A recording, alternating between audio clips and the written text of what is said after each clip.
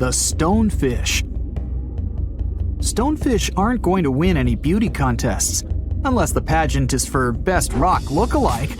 Their tiny unreflective eyes and rough skin blend in perfectly with their environment. A large head, an even bigger mouth, and a home full of, yeah, it's rocks. And just because you're on the beach doesn't mean you're safe. Stonefish can survive for 24 hours out of the water. Stepping on one or even handling one won't be that fun. Their dorsal fin spines have extremely strong venom. It shoots out when they get stepped on, and it can lead to paralysis or even heart failure. You'll need help fast. No wonder they're one of the most dangerous creatures in the water, or anywhere. Be careful when scrambling around rocky areas. They love to play hide and seek. The deep-sea dragonfish. If there were a prize for the most hideous fish in the ocean, the deep-sea dragonfish would win. With slimy, scaleless skin, massive teeth, and a face only a mother could love, this bad boy of the sea is nothing to mess with. It likes to swim between 700 feet and 6,000 feet below the surface of the ocean, where the waters are the darkest and coldest.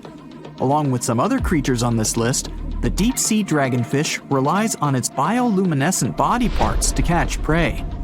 It also uses its hanging appendage, which boasts a little red light on the end, coming out from its lower jaw. Many fish mistake this little light for prey, luring them right into the jaws of the deep-sea dragonfish. Very clever dragonfish, very clever indeed. The Fangtooth. The Mariana Trench is an underwater trench with a depth of 35,000 feet, nearly 7 miles below the ocean surface. Let that sink in. While scientists know the Mariana Trench exists, it's one of the least explored places on Earth. It's also the deepest area of Earth's oceans. And although many creatures down there probably haven't even been seen by humans yet, scientists have had the creepy pleasure of getting to know the Fangtooth. The Fangtooth fish shamelessly lives up to its name. Just look at that thing. The Fangtooth is carnivorous and feeds on just about anything it can find that gets caught in its sharp-toothed mouth. These fish rely on their contact chemoreception to find prey. In other words, they can sense chemical residue that comes off of other living organisms in the deep sea. This is because they don't have any light-producing cells on their bodies, unlike many other deep-sea fish. On top of all that, it's pretty dark down there, so whatever crosses their path, they chomp on. While these guys look pretty scary, they're not a threat to humans. They only grow about 7 inches long. Even so, I wouldn't want to run into one of these things during a relaxing swim in the ocean. The Duncal. Strangely enough, this prehistoric fish, known as the T-Rex of the seas, had no teeth. Those were replaced with bony plates that allowed it to have the strongest bite among other monsters of its size. The Goblin shark. If you thought the movies about sharks were scary, this next deep-sea creature will make you swear off going for dips in the ocean forever. However, it lives 3,000 feet underwater, so you'll never likely see it face to face. The Goblin shark looks like a cross between a shark and a creature from your worst nightmare. These sharks boast a protruding sword-like snout with a jaw that juts out to match. Unlike other sharks that have more of a gray hue, this creepy thing looks not so pretty and pink. Aside from their scary demeanor, what do scientists really know about the Goblin shark? Well, not much, except that they can grow up to 18 feet in length. Looks like there's still a lot to learn about these guys, if you dare to. By the way, did you know that sharks don't sleep? Many species have to keep water moving over their gills to get oxygen, so they can't fall into a deep sleep like we do. That's why they stay half awake during rest. Typically, sharks don't even close their eyes. The cookie cutter shark. This shark is a living horror, with lower teeth being big and sharp, while the upper ones are much smaller. When its teeth fall off, the shark eats them to maintain calcium levels. Pretty smart solution for a shark. The frilled shark. Studying the frilled shark is like looking through a portal back to prehistoric times. That's because scientists think that these eel-like sharks haven't changed much since their oldest ancestors roamed the deep sea waters, so they're sometimes referred to as living fossils. These sharks' mouths are filled with a terrifying 25 rows of backward-facing sharp teeth, 300 in total. They're designed to grasp prey and hold them tight so they can't get away, according to early studies of the shark conducted in 1884 and published in the Bulletin of the Essex Institute. Luckily for swimmers, the frilled sharks live between 390 feet and 4,200 feet below the ocean's surface, so they'll probably never run into them. Probably. This is probably the worst nightmare of any dentist. The northern stargazer. Take a look at this cutie. The northern stargazer is definitely not something you'd wish to see on the ocean floor. This horrid creature hides its body under the sand, leaving its face above to wait for prey. The tasseled wobbegong. Here's another carpet shark on our list. It lies low on the bottom of the sea and patiently waits for its prey to come by. The Australian ghost shark. The Australian ghost shark isn't really even a shark, but a very bony fish. It's also a living fossil. It hasn't changed within the last 400 million years. Believe it or not, sharks and humans have a common ancestor that lived around 440 million years ago. Even though we both evolved in our own way, there are still some signs of that connection. For example, the genome of an elephant shark is very similar to humans. The liopleurodon. This list of terrifying creatures would be incomplete without mentioning the terrifying and prehistoric liopleurodon. This carnivorous marine reptile existed during the Colovian stage of the Middle Jurassic era and ruled the waters at 9 feet in length. Scientists believe liopleurodon thrived in this deep-sea trench because of its ability to swim long distances and its 4 paddle-like limbs. While they probably weren't able to propel themselves toward prey like other animals of the area, they did manage to accelerate and attack very ruthlessly and efficiently. Additionally, they relied on their long snouts to smell prey, which leads scientists to believe they didn't rely on sight for hunting. This means they could have thrived in the dark Mariana Trench. Around 150 million years ago, liopleurodon became extinct due to competition for prey against other thriving marine reptiles. And I think I speak for all of us when I say, thank goodness for that. Considering that scientists have only explored 5% of the ocean floor and found some of the scariest sea creatures imaginable, one can only dream of what other animals reside in the deep sea waters. Perhaps it's best to keep them in your imagination. Am I right? The megamouth shark. This shark is a filter feeder, and it's friendly to humans, although its huge mouth can look quite threatening.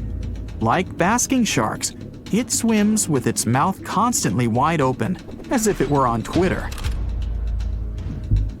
The gulper eel. This deep-sea eel has an easily distended belly that allows it to swallow prey twice its size in a single monstrous bite.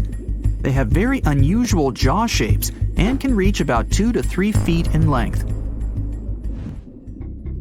Do you see that large log near the ocean floor? Maybe it's part of an old ship. Treasure, gold, diamonds, I'm rich! Well, as you get closer, you notice something. It's swimming! It's not a shark or a dolphin, it's a saltwater crocodile! Now don't panic. If you bump into one of these reptiles in the sea, it's unlikely it'll think of you as food. Crocodiles have a special valve in their throat that stops them from drowning underwater, but that doesn't mean they can't bite. Usually, they're heading to a nearby island, and the quickest way there is to body surf. They can't really take the ferry, you know. Watching one from a distance should be okay. Just don't swim to shore right away. They love to ambush their lunch in shallow water. If there's one time I'd want to see a great white shark, it's when I'm diving with crocodiles. They'll gladly take a crocodile-sized nibble, given the right motivation. There's a creature somewhere deep in the ocean looking for prey that would make Dracula himself proud. It's been around since before even the dinosaurs walked the earth. It has no bones or jaw, but it doesn't stop this underwater vampire from hunting. The name of this eel-like parasite is the Pacific lamprey. The English monarch loved this fish so much that he defied doctors' orders to stop eating lamprey flesh. He got sick every time he'd have the original gooey fish. But the lack of bones and the fact that this lamprey tastes like slow-cooked beefsteak made the royal fall in love with the fish once and for all. The product of this love was a chill in his aged body, some heavy sweating, and some other scary symptoms, which eventually took his life and interrupted his 35-year reign. The lamprey is way better at surviving, as it lived through at least 4 mass extinctions. Its ancient ancestors evolved over 450 million years ago. There are around 40 living species of lampreys still thriving across the world. The Pacific lamprey is just one of them. These creatures have cartilage instead of bones, and a third eye, which is a special light-sensing organ on the top of their heads. Instead of a regular jaw, they have a sucker mouth surrounded by teeth.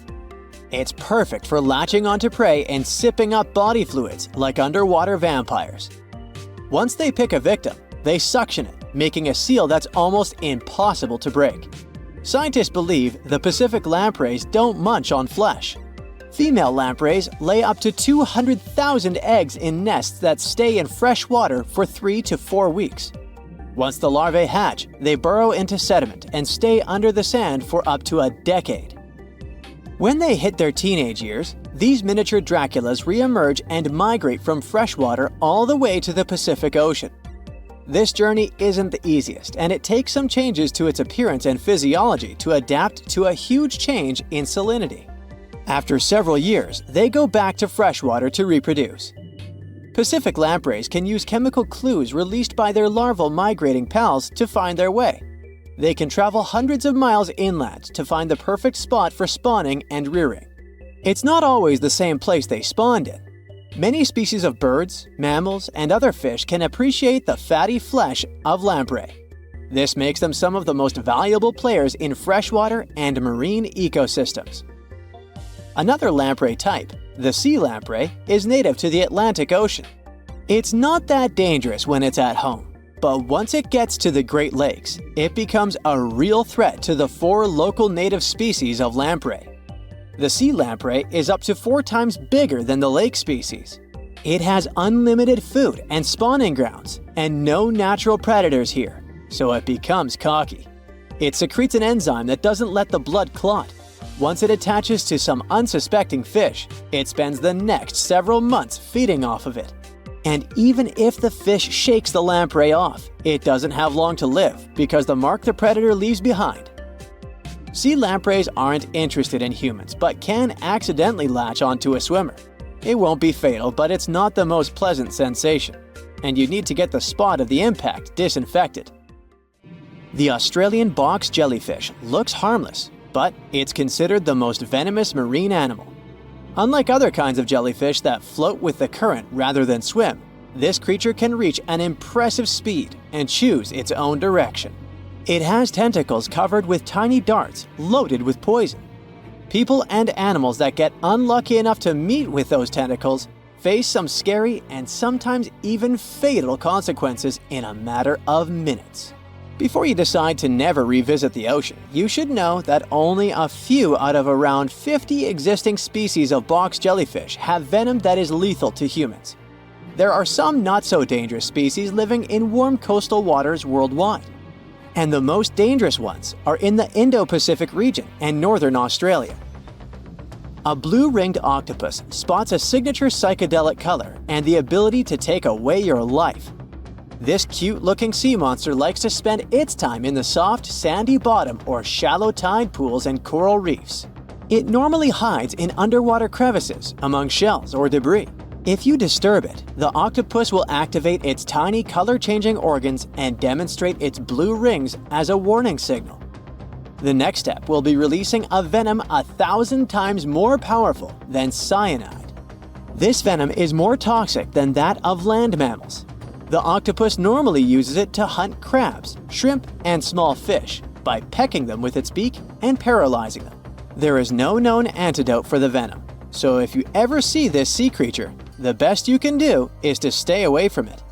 It bites without any pain, so you might notice when it's too late. The good news is that it's not aggressive and won't go after you unless it's cornered. The reef stonefish are masters of disguise in the underwater world that camouflage themselves on rocks, coral reefs, or just blend into the seabed. They thrive throughout tropical marine waters of the Indo-Pacific. Their invisibility superpower makes them especially dangerous to their prospective victims they ambush and swallow whole. If someone happens to disturb them, their 13 defensive dorsal spines stand on end and deliver a powerful venom punch. They say stonefish stings are extra painful and lead to scary consequences within minutes. They're called the most venomous fish in the world. If you don't do anything about it, the impact can be lethal. If you ever go diving in the Pacific Ocean, be careful not to pick up a cone snail from the seafloor. It has a beautiful shell made of brown, black, or white patterns. Like most other snails, it's slow, but it has a complicated system of seeking out prey. It likes to snack on fish, marine worms, or even other snails. Once a cone snail senses food is near, it activates a sharp proboscis, or a needle-like protrusion from its mouth. The attack is swift and super potent. The victim doesn't even have time to realize what happened to them. Once it's completely incapable of moving, the cone snail swallows it whole. Humans aren't on its menu, but it can still release the venom if someone steps on it or disturbs it. The proboscis can even penetrate gloves. Luckily, only several out of over 700 species of cone snails can take a human's life. But since there's no antivenom, you better not risk it. All 52 known species of sea snakes living mostly in the warm tropical waters of the Indian and Pacific Oceans are venomous. The beaked sea snake even has the title of one of the world's most venomous serpents, but it's one of the few kinds that can pose a real threat to humans. Sea snakes prefer a peaceful coexistence and would rather slither away than engage in any confrontations. If you ever see them in the water, staying calm and moving slowly will save your life. Sea snake bites, although almost painless at the moment, can have varying degrees of impact. Some may only cause mild symptoms, while others can lead to severe outcomes. Most bite reports come from accidental encounters, like someone freeing them from nets or unsuspecting beachgoers stepping on them. Blue dragons rarely grow larger than the size of a grape. They like to swim belly up, so their brightest blues blend in with the ocean waters. And the silver front faces down and camouflages with the darker seabed. Blue dragons feed on another dangerous sea creature and store up their stinging cells. Their venom lives on even after the fish itself is no longer alive. That's why you should be extra careful and never pick up or step on them on the beach. There are plenty of fish in the sea. Some of them look totally like Nemo or Dory. Then there's the butterfly fish and fancy guppy, which is indeed really fancy. And then there's... what on earth is that? I would definitely not pay for a diving experience to see this guy. The anglerfish has the unofficial title of the ugliest animal in the world, but I wouldn't dare to break that news to it. There are more than 200 species of anglerfish currently swimming somewhere in the gloomy depths of the Atlantic and Antarctic Oceans, up to a mile below the surface. Some of them prefer different living conditions, the shallow tropical environments. Different kinds of anglerfish vary in shape and size, from the famous black sea devil to frogfish, monkfish, footballfish, goosefish, batfish, and sea toad. The larger ones can be half as long as a full-sized bed, but most are less than a foot long. Since the choice of meals where these guys live isn't that huge, they had to come up with a unique hunting strategy. They don't waste their priceless life energy on following prospective prey. Instead, they use a piece of dorsal spine that sticks above their mouths like a fishing pole, hence the name of the fish. There's a sac of bioluminescent bacteria that glows brightly in the dark at the end of that rod. The light lures prey, and all the anglerfish has to do is wait, and then enjoy its lunch delivered right to its mouth. Their bodies are pliable and huge, so they can easily swallow prey twice their size. Deep-sea anglerfish eat whatever they can find. Species that live in more shallow water aren't picky either, and can eat anything from shrimp to snails and small fish. Only female anglerfish have the cool fishing rod feature though. So what about their males? Finding a soulmate deep under the sea isn't that easy. I mean, literally, there's no light down there. Plus, there are frigid temperatures and low oxygen levels. Anglerfish can't afford to go on many dates in those conditions, so they mate for life. And before you go aw about it, I have to tell you, they do it in quite a special way. Male anglerfish are much smaller than their ladies. The contrast is so striking that when researchers first got interested in their love life, they thought those males were actually the offspring, or larvae, hanging out next to their moms.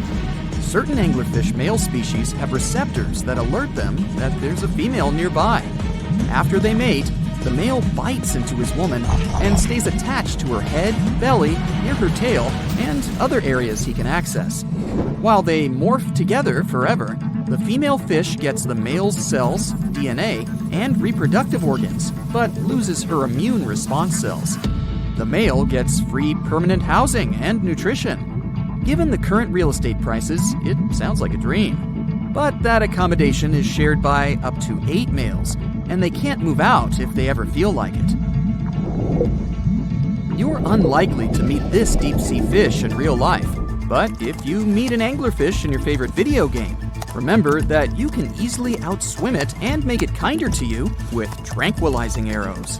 Once you befriend it, the anglerfish can be your scout and help you discover new areas with its bioluminescent pods. Back in the real world, down in the twilight zone of the ocean, about 650 to 3,300 feet down, the anglerfish isn't the only creature you're lucky you'll probably never meet. Many of the locals look like they come straight out of science fiction or horror movies, but that's because they had to adapt to this dark, deep world. I did my best to get you prepared for the creatures you're going to meet, starting with the common fangtooth. They spend most of their lives deep down, but at night, they move toward the surface to snack. These guys are more active than most other deep-sea dwellers. They don't wait for food to come their way, but actually follow it, and then get it with their long, hungry teeth. They don't have a built-in light bulb like the anglerfish, so they've developed a great sense of smell and use as much sunlight as they can get there in the depth to get around. Sometimes, even the shadow of a passing by prospective prey is enough for them to switch to action mode. And though they don't look too charming, they're completely harmless to humans if you ever run into one of these guys. Stoplight Loosejaw sounds like a great name for an alternative band, but it's actually another deep-sea resident with sneaky hunting habits. It has special light-producing photophores under each eye. They emit green and red light like a stoplight, hence the name of the fish. Unlike other fish, these guys hardly ever leave the twilight and midnight zones. Their lower jaw is a quarter of the total body length, and the stoplight keeps it open all the time, hoping to get some lunch. It looks like a ferocious predator, but mostly prefers zooplankton with an occasional dessert of shrimp, krill, and fish. I'm sure you didn't expect to meet a hybrid of an eel and a bird, but here it is! The slender snipe eel has a beak, much like that of a bird, with curving tips. The beak is equipped with tiny hooked teeth that the eels use to catch the antennae of delicious shrimp. And it sure is slender, stretching up to 5 feet and weighing only a few ounces. Scientists don't know all of this guy's secrets, since it's pretty tricky to study in their natural habitat. but it looks like they only produce offspring once in a lifetime and then pass away. Glass squids like to take it easy in life and literally go with the flow. They're filled with a solution which is lighter than water, so they don't have to make any effort to move around the deep sea looking for food and partners. These creatures are transparent, so they blend into any landscape and don't even cast a shadow while moving. Talk about a great survival tactic. If danger finds it anyway, it can transform into a lumpy ball, pushing its head and tentacles into its mantle cavity. It can also release ink into the mantle and go from transparent to black. The same ink can protect it against hungry whales and seabirds. Another tactic they use to scare off predators is to activate their light-emitting organs around their eyes. I'm getting hungry. Maybe I can snack on this sea cucumber. Ouch, it's moving! So I guess it doesn't belong in a salad after all. These soft-bodied fellows live in all parts of the ocean, from shallow waters to the deep underwater world. Most of them slowly move around with their tiny feet, but some crawl around by flexing their bodies. Sea cucumbers can shed their internal organs when there's a predator approaching. Those sticky organs distract the intruder, and the happy cucumber moves on and just grows the organs back. What's that glistening in the distance? Looks like someone dropped gems in the water. That's a sea sapphire, also known as the most beautiful animal you've never seen. Some males of this type of copepod can change color from deep blue to purple, red, or gold. 1 second later, it's gone. And it's back, shimmering bright. The secret to this magic is that their bodies are transparent and reflect light differently at certain angles. It looks like it's their way of communicating between each other and attracting mates. Female sea sapphires don't have the same superpower, but their eyes are bigger compared to males, probably to spot them from a distance. Males roam wild and free, and their ladies stay in the crystal palaces of strange barrel-shaped jellies called salps. The Megalodon was the biggest shark to ever live. Not only that, it's one of the biggest fish and the largest predator in Earth's history. Over 3 times longer than the biggest great white shark on record, the females have also been found to be twice the size of the males. The Megalodon could swallow a small car without even touching its teeth, if cars had been around then. In fact, the Meg was so big and powerful that it had no natural predators.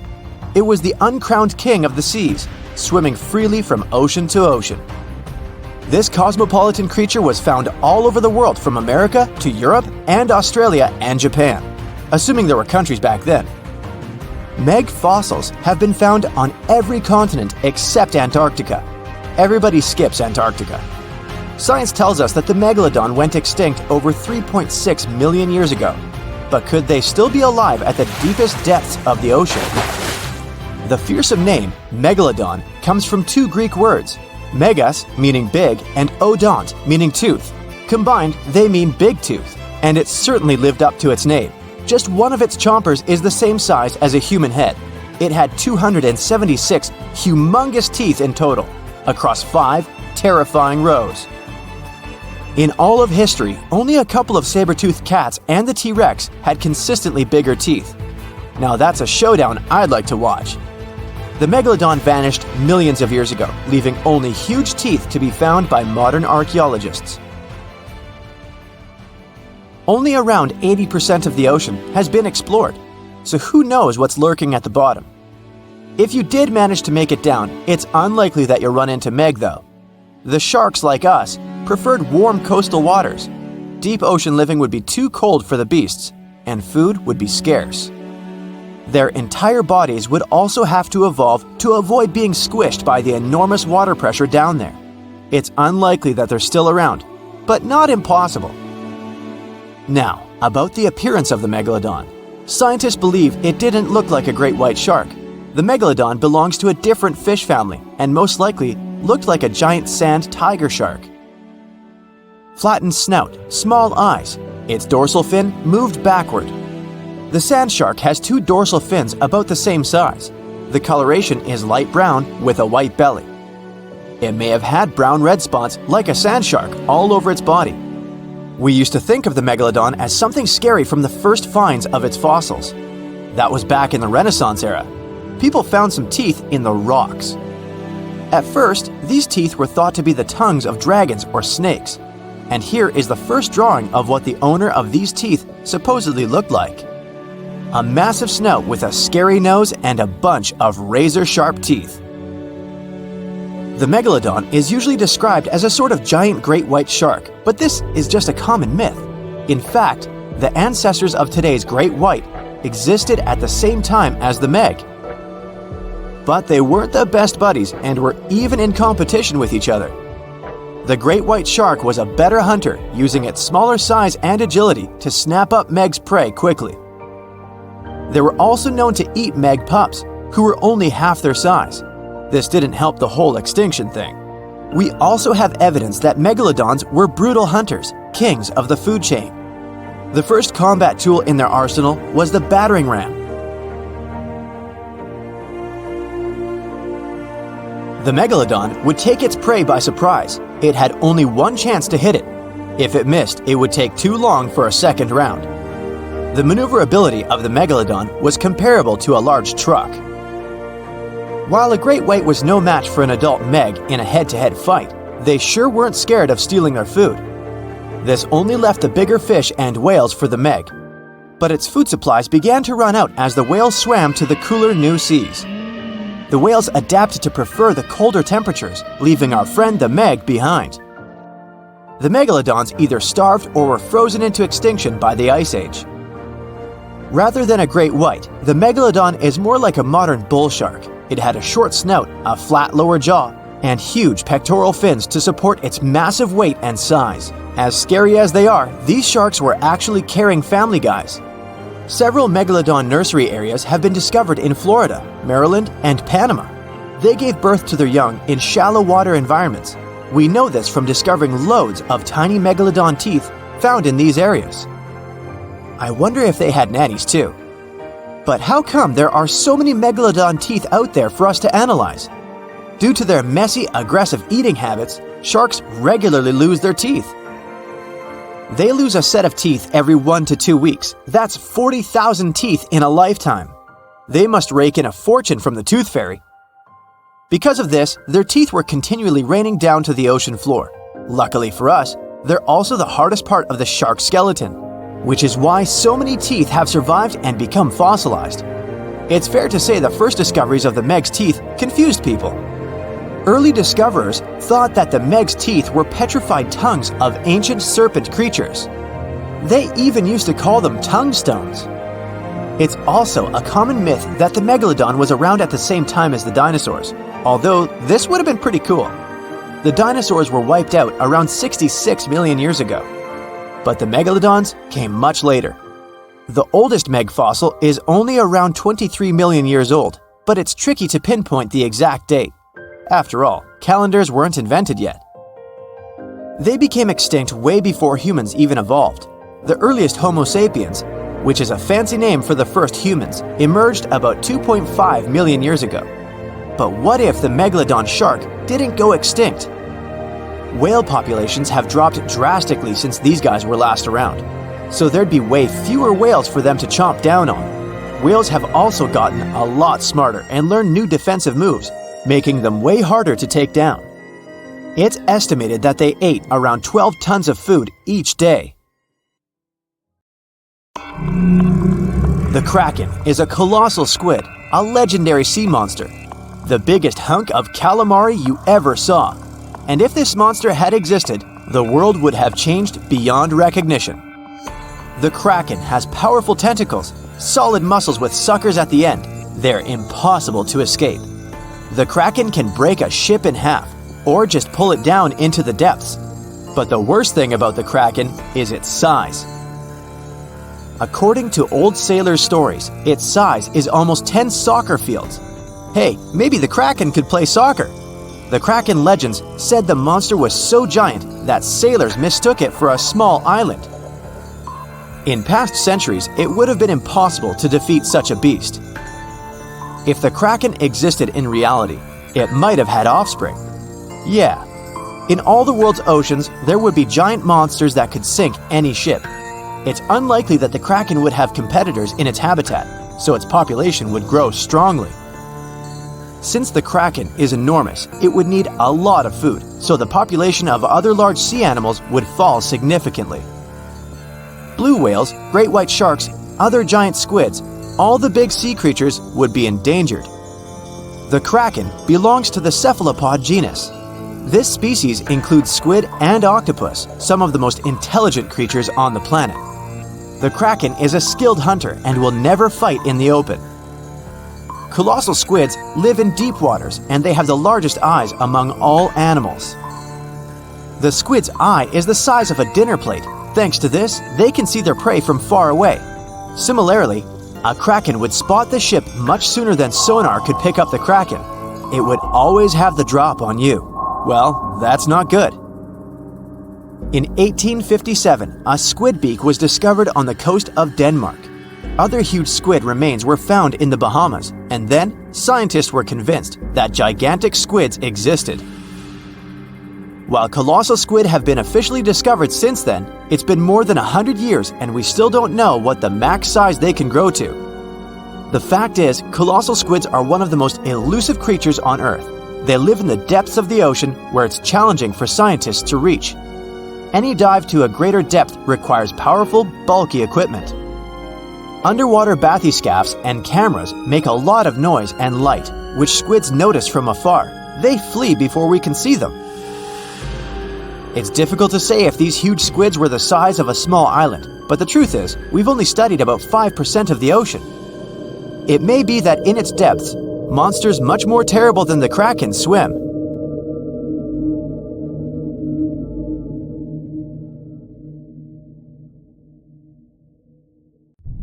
It was one of the biggest creatures ever to roam the earth. It was longer than your average school bus and could easily weigh more than 10 elephants combined. But where did it live? How did it end up having this size? And most importantly, why is it extinct nowadays? Let's find out. The Megalodon was the largest predator ever known in our planet's history.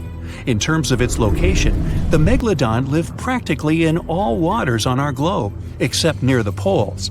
The reason why there were no Megalodon teeth found in Antarctica is probably that the gigantic creature adapted to only warm tropical and subtropical waters.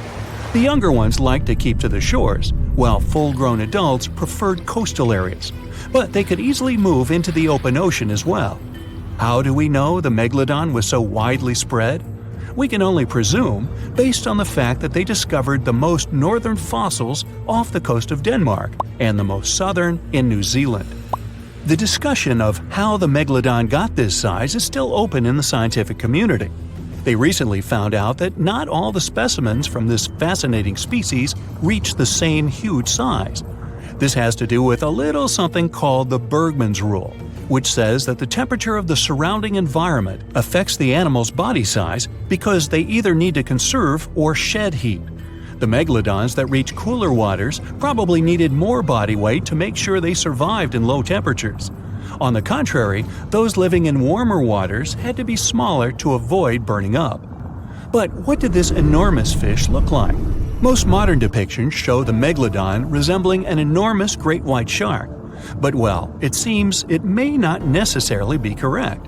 The megalodon likely had a much shorter nose and a flatter jaw that looked almost squashed when compared with a great white shark. It also seems to have something in common with the modern blue shark: extra long pectoral fins.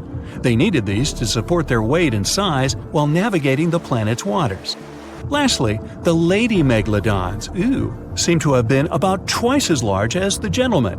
As for their offspring, even a small megalodon was enormous, at least 6.5 feet from nose to tail.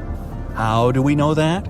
Because specialists have stumbled upon megalodon nursery habitats in Panama, Maryland, the Canary Islands, and Florida. Even the piles of used diapers were enormous. Nah, not really. Surely the scariest aspect of the megalodon's looks was its mouth. I mean, think about it. Megalodon had whales for dinner, so it obviously needed to open its mouth wide enough. Scientists have estimated that its jaw would span a mind-boggling size, 9 by 11 feet wide. Just to paint you a better picture, that means it could have easily gulped down 2 adult people side by side. Wait, which 2 adults? Those impressive jaws also feature 276 teeth. Based on modern reconstructions of the force of its bite, it looks like it may have been one of the most, if not the most, powerful animals of prey ever to exist. For comparison, humans can have a bite force of around 1,300 newtons. Today, great white sharks have been estimated to be able to bite down with a force of over 18,000 newtons. The Megalodon tops all the records, with an estimated power of bite up to 10 times greater than that. It could basically crush a car with very little effort. Its teeth were also pretty amazing.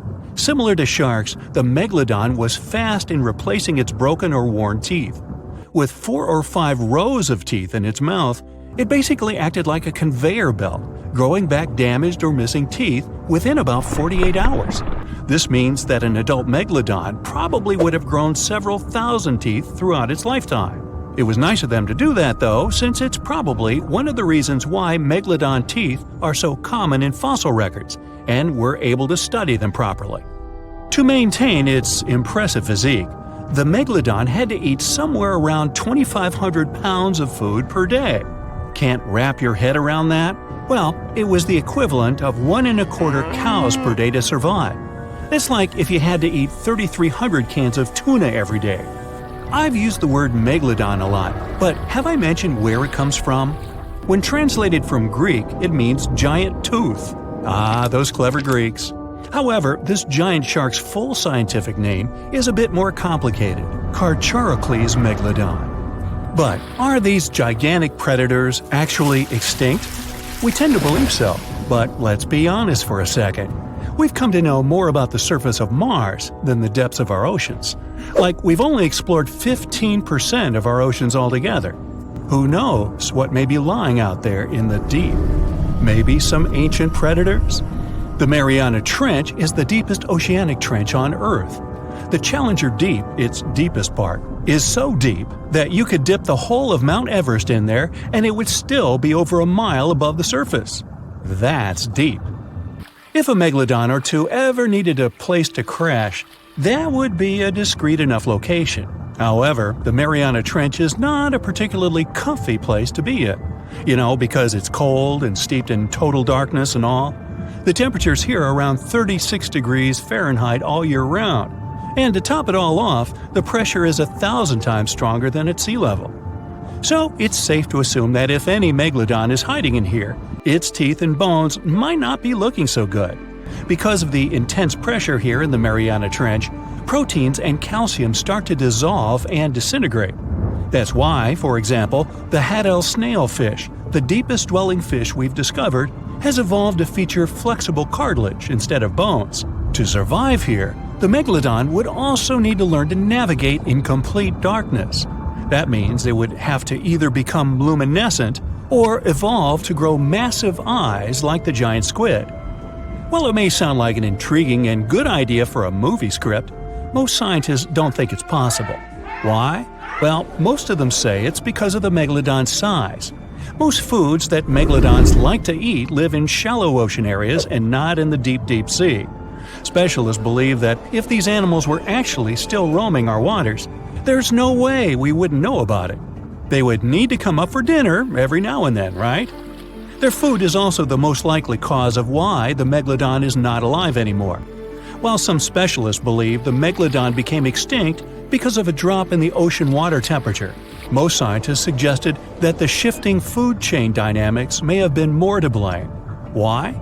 Because at some point, there was less and less of its primary food source, baleen whales, and at the same time, the numbers of its natural competitors, like smaller predatory sharks like the great white shark and whales, increased. The Megalodon did live on this planet a lot more than we did, and way back when we didn't even exist yet. They were here for nearly 70 times longer than we, modern humans, have, inhabiting the oceans for around 20 million years. Homo sapiens appeared around 300,000 years ago. The Megalodon managed to survive for so long mostly because of its unbeatable size. I mean, they can make a meal out of almost everything in the sea at the time. We may think about both of them as prehistoric creatures, but the Megalodons and the dinosaurs never coexisted on Earth. The dinosaurs probably died out about 66 million years ago. Megalodons seem to have appeared a bit later. That's because the oldest Megalodon fossils we have yet discovered are from the Miocene epoch, which began 23 million years ago. So long, Meg. Scientists and geologists are out there in the vast ocean, towing these trusty devices, also known as streamer cables. They drop these cables about 16 to 65 feet deep, with each stretching over 20,000 feet long. Now you can imagine that this whole setup creates quite a commotion underwater, attracting all sorts of curious creatures. And guess who shows up for the party? Sharks. Yep, these toothy pals are drawn to the magnetic fields of the streamer cables and sometimes mistake them for a chewy snack. Now before you start thinking that sharks have a personal vendetta against these cables, let me tell you something. This is not a new problem. It's been going on since the 1980s. Even big players like Google have faced these underwater cable conundrums. They had to surround these internet cables with a fancy material to protect them from shark teeth. I mean, can you imagine a shark causing a delay in your internet browsing? That's one hungry predator with a serious grudge against technology. So, why exactly are sharks so keen on these cables? Well, no one knows for sure. Some scientists think it's because sharks have a thing for electromagnetic fields and get curious. Others believe they just have a thing for anything cable-shaped. It's not all sharks that cause such problems, but which of them are the troublemakers in this aquatic tale? Well, it depends on the depth of the cables. For example, when it comes to a particular depth, the bull sharks seem to be the mischief makers. These bad boys have solid gray physiques and short snouts. They're like the bullies of the underwater neighborhood, causing trouble wherever they go. Bull sharks are widely found in tropical and warm waters around the world, and they seem to have a knack for seeking out these streamer cables. Now I know what you're thinking. Did these scientists really catch a group of bull sharks and make them bite cables just for science? Nope, they're way too clever for that. Instead, they used a 3D scan of an authentic bull shark jaw to create a computer model. Talk about high tech. They simulated shark attacks on the cables, measuring the impact and compression forces. It turns out that a shark can really do a number on those cables. But here's the kicker. The strength of the cables depends on how fast the shark is swimming when it decides to take a chomp. So if you see a shark cruising by at top speed, you better watch out for those cables. But wait, we can't blame the poor sharks entirely for the fate of these underwater cables. A 2009 report points out that a lot of fish have a considerable history of nibbling on cables. It's like a buffet for these underwater creatures. Barracudas, sharks from shallow and deep waters, and even some other sneaky culprits have been identified as cable biters. They just can't resist sinking their teeth into the cable wrapping, which then lets the power conductor hang out with the seawater. It's a recipe for cable failure. Still curious about the fascinating world of cable installation? Did you know that more than over 90% of international data takes a watery journey? These cables, which are like underwater highways, stretch for hundreds of thousands of miles beneath the ocean's surface, reaching depths as deep as the size of Mount Everest. Now, you might be wondering how these cables are placed. Well, it's not as simple as dropping wires in the water like in the cartoons. In fact, it requires some careful planning and specialized boats called cable layers. These brave boats meticulously run the cables across the flat surfaces of the ocean floor, making sure to steer clear of all obstacles that Mother Nature throws their way. When it comes to cable sizes, the shallow water cables are about as thick as a soda can. On the other hand, deep water cables are way smaller, measuring up to the size of a marker. Why the difference, you ask? Well, it's all about vulnerability. Way down there, 8,000 feet below sea level, there isn't much action going on. Therefore, these deep-sea cables don't need as much shielding wire for protection. They're like the skinny swimmers of the cable world, gliding through the depths with ease. But let's not forget about the installation costs. Brace yourself, because placing a cable across the vast expanse of the ocean is no bargain. We're talking about millions of dollars. Now, the actual price may vary depending on factors like the total length of the cable and its destination. But trust me, it's definitely not pocket change. Installing shallow water cables is quite the spectacle. They're carefully stuffed beneath the ocean floor using high-pressure water jets. It's like giving these cables a cozy underground home, shielding them from the whims of the ocean currents. So while cable installation may be slow, and let's face it, a bit expensive, it's truly a remarkable feat of engineering. The underwater world is a complex and delicate ecosystem, and the cable layers take great care to ensure that their installations don't disrupt the marine life and habitats that call the ocean home. It's a balancing act between technological progress and oceanic conservation, and they're doing a pretty good job at it. Whenever you browse the internet, remember that your cat videos and funny memes might just be zipping through those submarine cables deep beneath the waves. But burying cables safely underwater isn't actually a modern idea, you know. Hold on tight because we're going on a time-traveling adventure back to the mid-19th century. Picture this. It's 1854, and something groundbreaking is about to happen. The installation of the very first transatlantic telegraph cable begins, linking the distant shores of Ireland and Newfoundland. Now, before you roll your eyes and say, "Old news, buddy," let's remember that this was a pretty big deal back then. Fast forward 4 years, and the moment of truth arrives. The first transmission is sent through the cable, carrying a message that goes something like this. Laws. White House received 5-minute signal. Coil signals too weak to relay.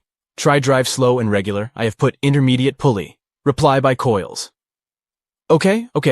Maybe not the most exhilarating message ever sent. But hey, they were just getting started. Now, let's put ourselves in the shoes of those remarkable folks involved in this undersea endeavor.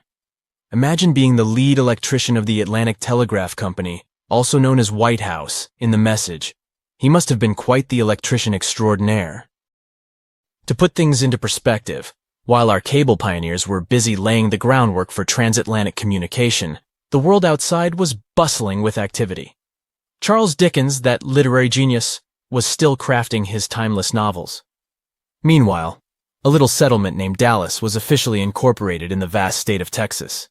It's pretty incredible to think about how far we've come since then, with our high-speed internet and seamless global communication. Could you really take down the internet by simply going underwater with a pair of wire cutters? Well, technically, yes.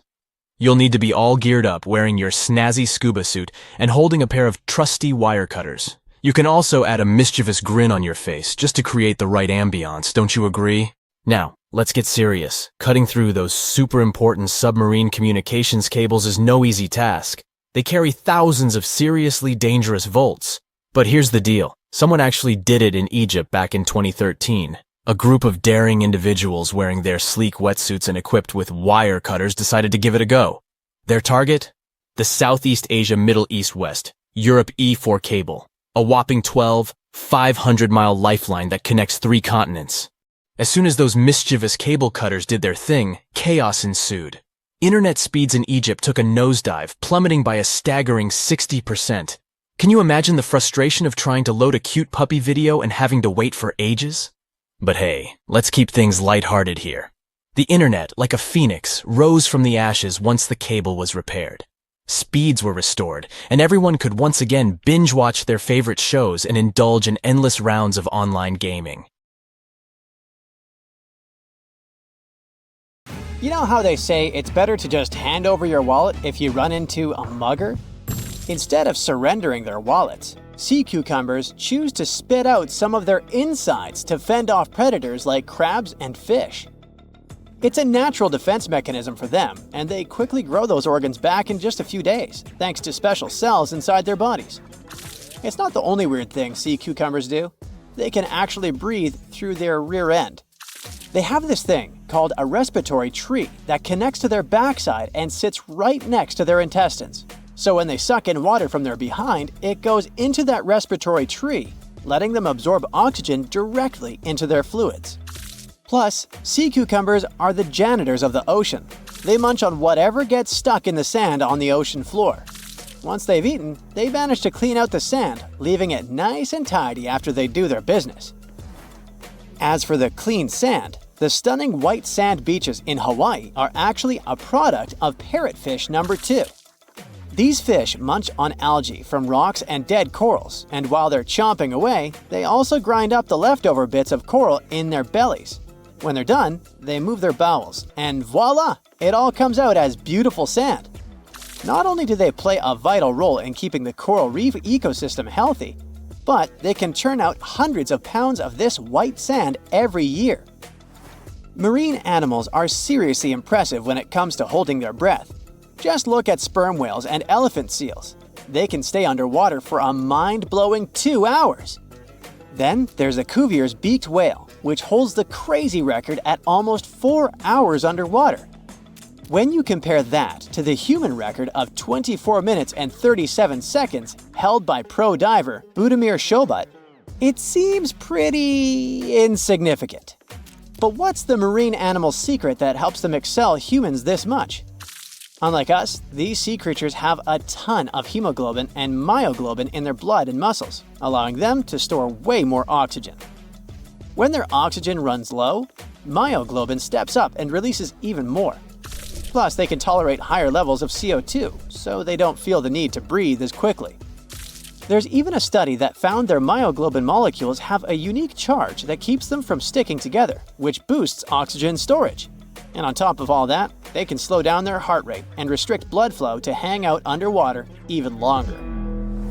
Rumor has it that about 540 million years ago, a meteor loaded with frozen octopus eggs smashed into Earth. Sounds like a delirium, but some scientists are entertaining a very questionable idea that octopuses and their cephalopod buddies, like squids and cuttlefish, might actually have some extraterrestrial origins. The thing is, cephalopods have extraordinary DNA that doesn't look like any other DNA on our planet. They've got around 33,000 protein-coding genes in their genome, which is way more than what we humans have. A recent study suggests that their evolutionary story shows some odd traits that might hint at a connection to space, like they could be from some super far-off past, or even the future. The researchers went as far as to claim that modern octopuses could be the descendants of these frozen creatures that hitched a ride on comets and splashed down in our oceans. And why octopuses? Well, they really stand out in the animal kingdom. They can use different tools to build their own houses, and they can even solve everyday problems independently of their brain, as 2/3 of an octopus's neurons are in its arms. These traits seem to have just appeared out of nowhere during evolution. They even tossed around another quirky theory. What if an extraterrestrial virus crashed into early squid populations and gave them a crazy boost in evolution, turning them into the octopuses we know today? Anyways, these are just fun speculations without any hard proof. Now, this funky object is an animal, not a rock. It's called sand dollar. Just look at the shape of its shell. Once sand dollars are exposed to the sun, their shells lose their soft, spiny covering and become bleached white. Back in the day, beachcombers thought these shells looked a lot like big silver coins, kind of like the old Spanish dollar that was about the same size. But if you prefer, you can call them sand cakes instead. These quirky creatures have tiny spines on their surface, and they glide along the ocean floor. They use small tube feet that line the grooves on their underside to grab bits of food like plankton and algae, which they then send to their mouths. Inside, they have 5 triangular teeth that help them munch on their meals.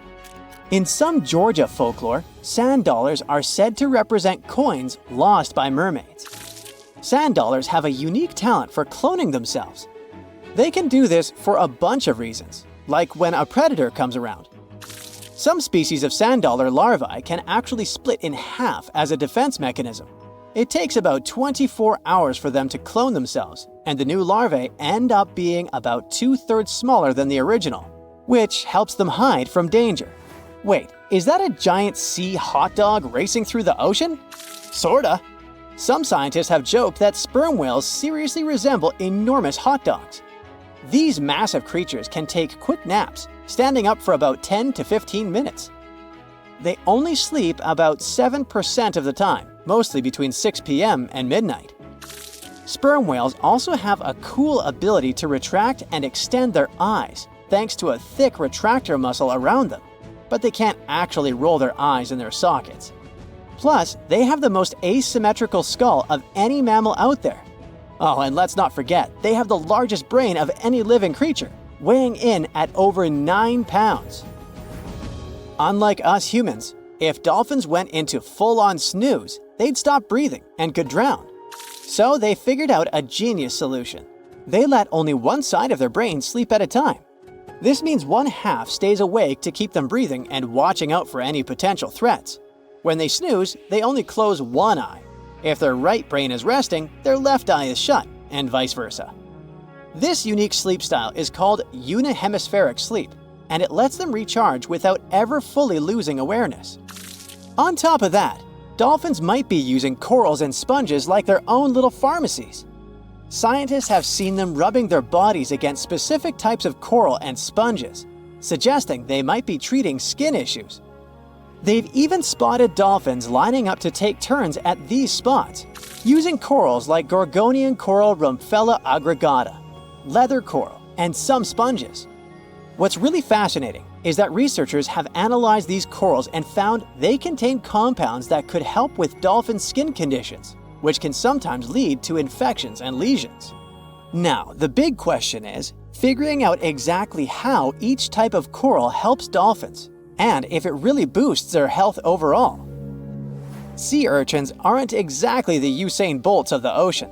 They move slowly by crawling with their tube feet and occasionally give themselves a little push with their spines. These little guys have just 5 teeth, which they use like a beak to scrape algae off rocks, which I'm pretty sure is the ocean's version of an all-you-can-eat buffet.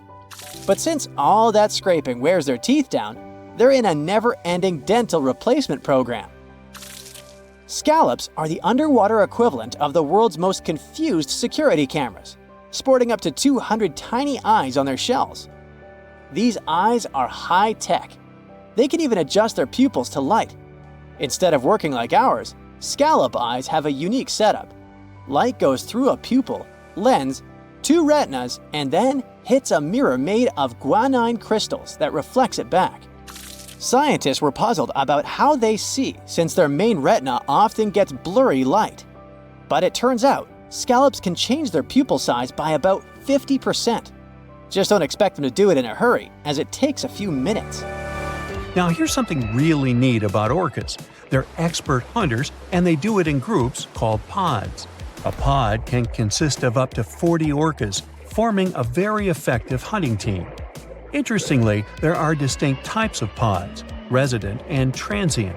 Resident pods are more into fish, while transient pods have a taste for marine mammals.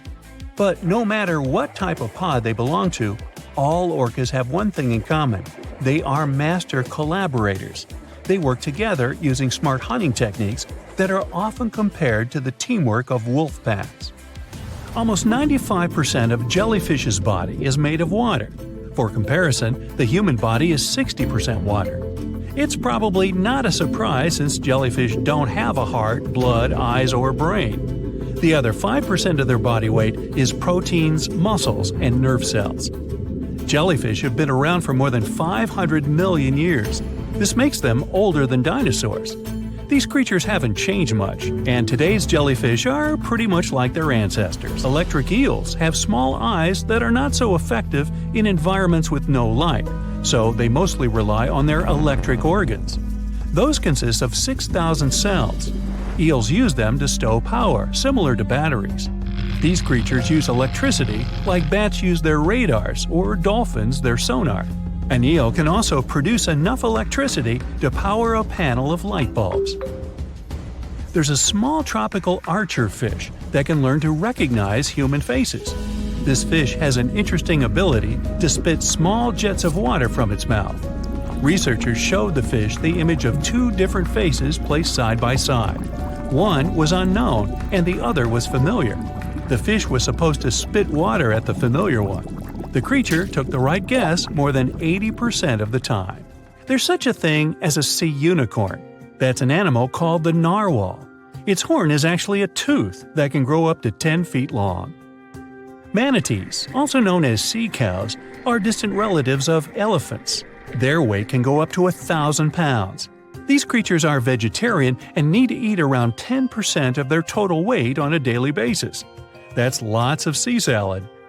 In some cases, manatees share space with alligators, but they get along pretty well. You can even find a photo from Florida where an alligator rides a manatee's back. Frogfish have special fins that help these creatures walk along the sand. They're very useful in shallow waters.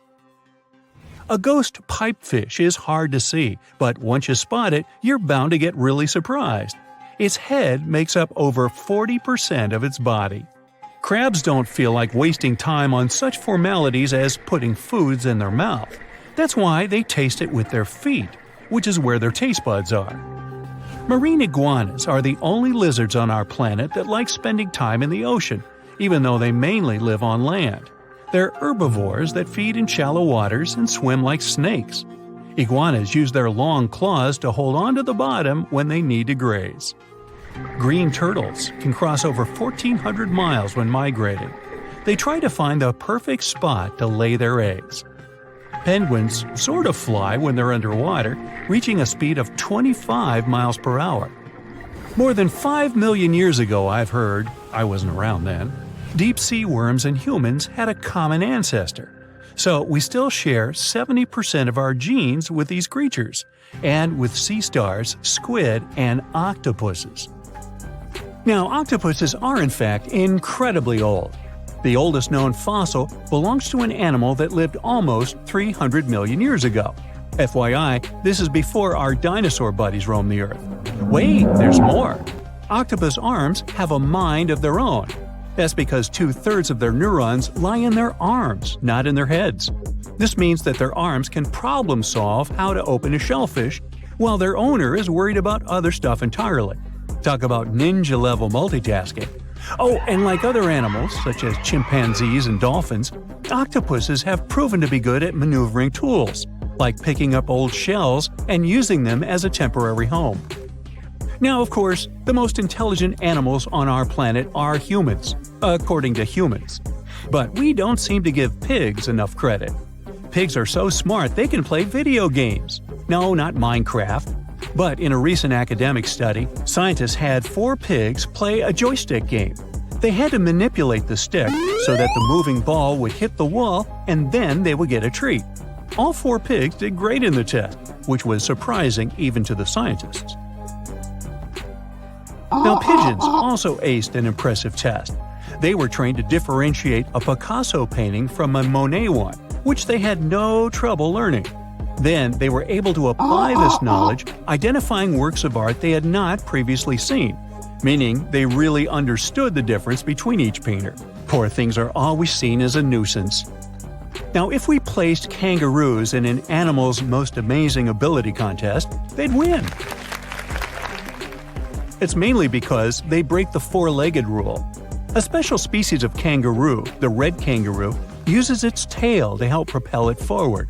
Now, visually, it has 4 limbs, but in practice, it uses 5. They're biologically built to use their tail as a 5th limb, since it's packed with articulated vertebrae and thick muscles. Of course, it had to be an Australian animal. Deep within the Sahara Desert, you'll find a little creature known as the fennec fox.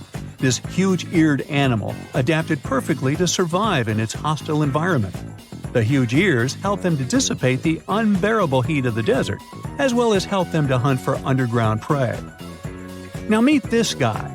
Unlike what its name might suggest, the red panda is closer to a raccoon than it is to a giant panda. You'll find a lot of these cat-sized creatures in the Himalayan region, hopping from tree to tree and bundled together trying to keep warm in the harsh weather. They're gentle and friendly like their big panda cousins, and occasionally enjoy eating some bamboo sticks.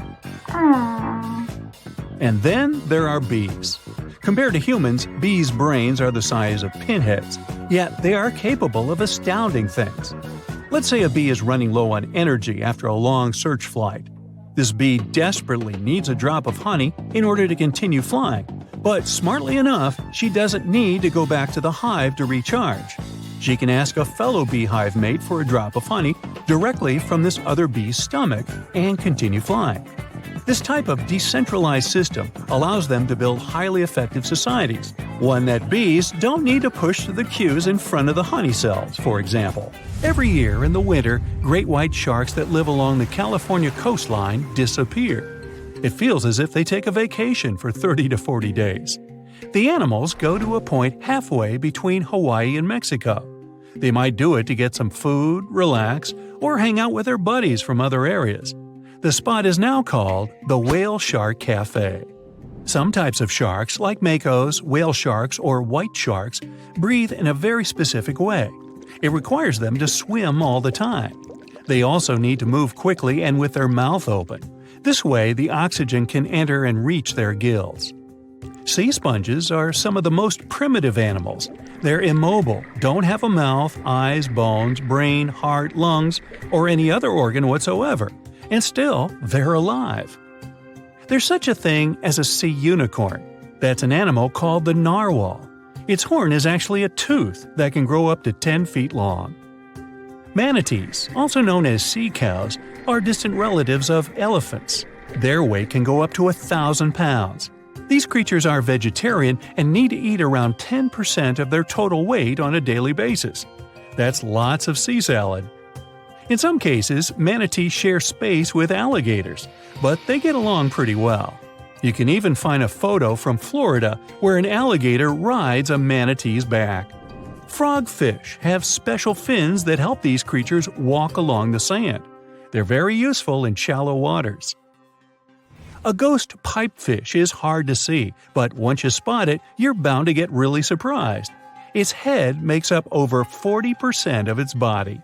Crabs don't feel like wasting time on such formalities as putting foods in their mouth. That's why they taste it with their feet, which is where their taste buds are.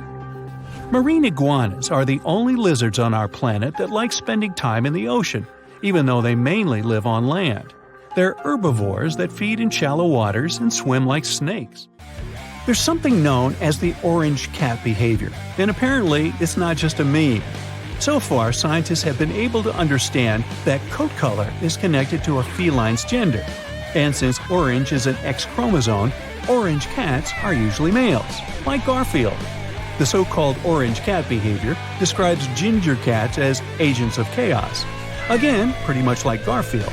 However, there haven't been any conclusive studies on whether coat color and cat behavior are truly linked. In terms of vision, mantis shrimps probably have the most psychedelic vision out of all animals.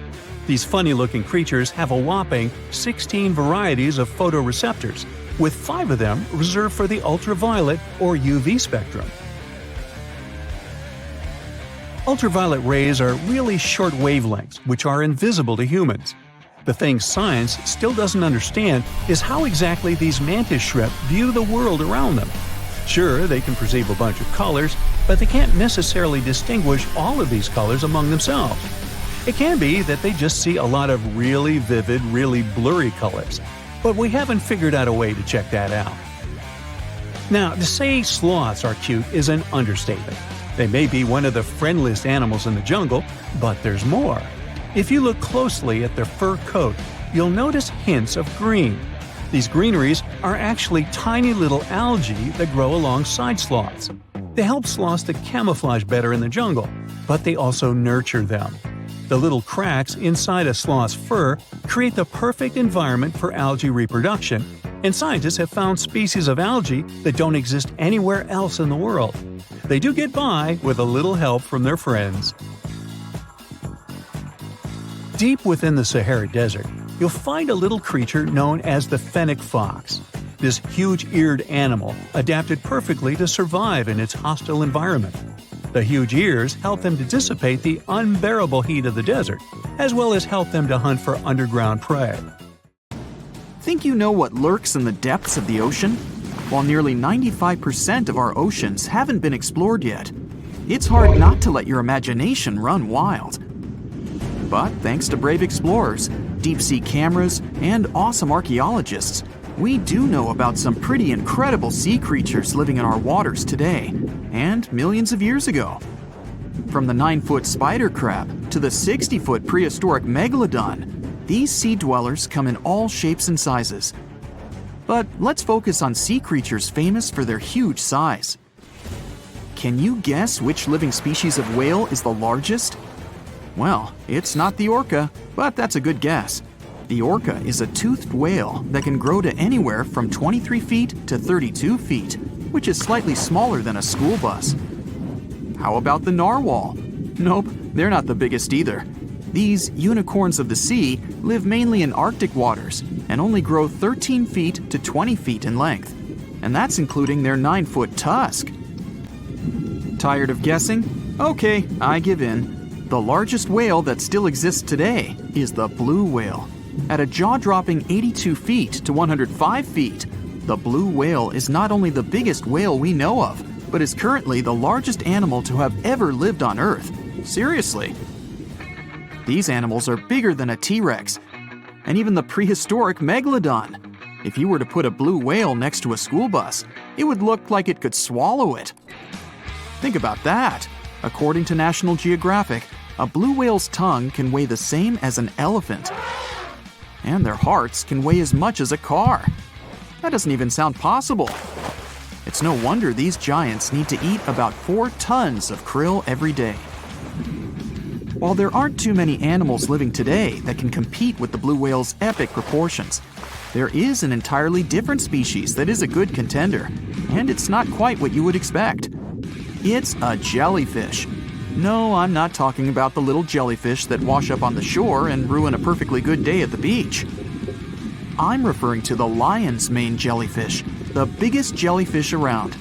This invertebrate can grow up to 120 feet long. They also come in different gorgeous colors like red, purple, or even shades of orange. As if their length wasn't impressive, the lion's mane jellyfish boast a whopping 8 sets of 70 to 150 tentacles. That means they can have up to 1,200 in total. And here's the giant oceanic manta ray, the largest type of ray in the world. Their wingspan can be longer than a bus. These guys can reach 30 feet in length. They also have the biggest brain compared to body size among all fish. Unlike their stingray cousins, mantas don't have venomous tails. And while the lion's mane jellyfish and the blue whale are yet to be beaten for the longest sea creature, there is one marine creature that can grow even larger in length. The Portuguese Physalia physalis, tentacles and all, can reach a length of 165 feet long, and that's according to mentalfloss.com. While this thing may look a lot like a jellyfish, it's actually known as a siphonophore, and there are hundreds and sometimes thousands of them that are genetically identical. Their long tentacles help the organism catch prey, and its sting is fatal to most animals, even humans in some cases. What's even creepier is that if one of the tentacles comes off the organism for whatever reason, it can float around the water for days before decomposing. Even if it's detached, this tentacle can still sting you. But don't go running out of the ocean just yet. Your chances of being hurt by a Portuguese Physalia physalis sting are pretty slim. However, if you do get stung, the side effects aren't pretty, with welts, stomach cramps, an elevated heart rate, and an upset stomach. While you don't want to go anywhere near these long creatures, they sure are pretty to look at. Check out all those colors. The Shastasaurus is the biggest marine reptile that has ever existed. These predators lived during the late Triassic period, about 210 million years ago. These amazing giants could reach lengths of up to 69 feet and weighed more than 75 tons. This made the Shastasaurus as heavy as a blue whale. And if you could stand this creature up vertically, it'd be as tall as a 7-story building. Despite appearances, the Shastasaurus was actually pretty slim for its size. Its ribcage was only 6 feet across. You'd think that this big guy was chowing down on other dinosaurs, but that's not the case at all. This reptile survived on a diet that consisted of small fish and cephalopods, like octopuses and squids. The Albertonectes is a bright representative of the plesiosaur family, meaning that this marine reptile had a small head on an incredibly long neck and large flipper-like limbs that helped it move through the water. These creatures occupied the seas around North America 76 to 70 million years ago. The length of this sea monster could reach 38 feet, with its neck taking up 23 feet of that length. Its neck was a true record breaker. It had a whopping 76 bones in it. No other animal known to humankind has had so many vertebrae in its neck. Scientists aren't sure why they needed such a lengthy neck. They might have used it to collect shellfish off the seabed, or perhaps it helped them capture their main prey, fish and squids. This aquatic reptile also had gastroliths in its stomachs. Some of them were as big as 5.5 inches in diameter. The Tylosaurus belonged to the mosasaur family. It dominated the shallow seas of North America about 85 to 80 million years ago. This was an enormous predator, with the biggest representatives reaching 45 feet in length. It had a narrow hydrodynamic body with a blunt, powerful head that the animal used to ram and stun its prey. Its body was equipped with agile flippers and a long tail decorated with a maneuverable fin. The Tylosaurus was a carnivore, and its diet included not only fish, turtles, and small sharks, but also other mosasaurs, plesiosaurs, and flightless birds. Meet Ophthalmosaurus. This prehistoric reptile thrived during the late Jurassic period and lived in oceans all over the world. Ophthalmosaurus weighed somewhere around 6,000 pounds and grew to approximately 16 feet long, according to newdinosaurs.com. That's about the same length as the beluga whale that exists today. It's too bad these guys went extinct before we had a chance to see them ourselves, as their cartoonish wide eyes and dolphin-like features are pretty darn cute. Of course, the Ophthalmosaurus evolved over time to become ophthalmologists, or eye doctors that we know today. No, that's just a lie. Just testing you. The Mosasaurus is a truly gigantic predator that dominated the seas all over the world about 66 million years ago. According to fossil evidence, some specimens could be more than 50 feet in length. This fact makes the Mosasaurus the biggest marine carnivore of its time. One of the most terrifying things about this creature was its crocodile-like head, decorated with literally hundreds of razor-sharp teeth neatly organized in 2 rows on both jaws. The thing is that it was pretty challenging for the Mosasaurus to grab its prey in the water. That's why it had all these teeth, plus something special: pterygoid teeth anchored to the bones on the roof of its mouth. This made hunting and holding onto its prey much easier. The Styxosaurus belonged to the plesiosaur family and lived during the late Cretaceous period, around 85 to 70 million years ago. Upon first glance at this dinosaur, you might mistake it for a sea snake, and it'd be an honest mistake. Styxosauruses were about 35 feet in length, but over 16 feet of that consisted just of their long snake-like neck. They had a comparatively small body and weighed approximately 4 tons. Their mouths were full of razor-sharp cone-shaped teeth that they used to catch fish. They didn't need to chew their prey, thanks to the 200 small stones called gastroliths in their bellies that probably aided in digestion. At the same time, some scientists believe that the Styxosaurus used these stones to sink to the ocean bottom in search of particular types of fish. Looks kind of like Nessie to me. Now prepare yourself for some weird stuff. We're going to dive into the fascinating world of sea cucumbers, the squishy detritivores that are nature's very own recyclers.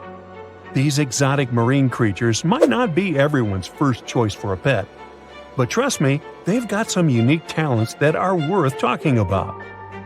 Sea cucumbers are colorful little creatures with a digestive tract that's basically just a hole at either end. Their bodies are fat and squishy, covered in leathery skin, and guess what?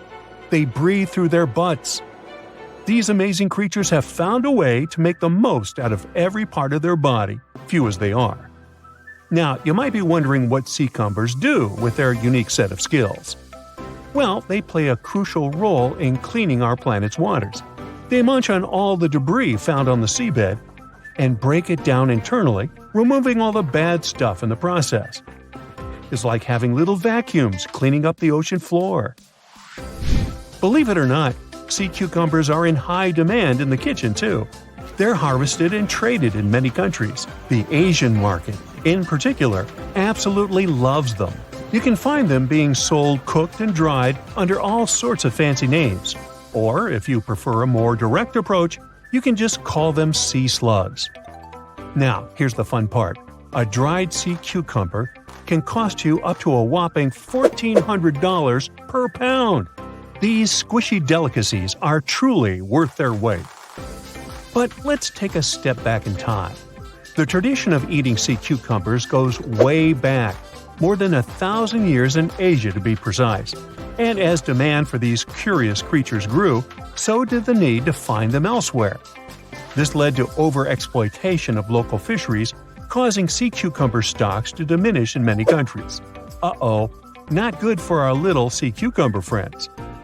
One of the most interesting examples of sea cucumbers is the pink see-through Fantasia.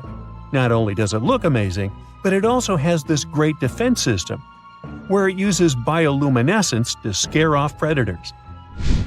Thankfully, some brilliant researchers around the world have decided to act. They're on a mission to breed sea cucumbers and replenish the depleted fisheries. They're also exploring how these creatures can be a reasonable food resource and help reduce the damage done by fish farming. In Scotland, for instance, where a team of enthusiastic students started a company for this particular purpose. Their goal? To figure out how sea cucumbers can absorb as much of the bad stuff they can in the water.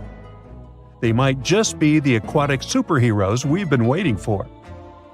Meanwhile, in Sweden, marine biologists are working hard to restore the population of red signal sea cucumbers.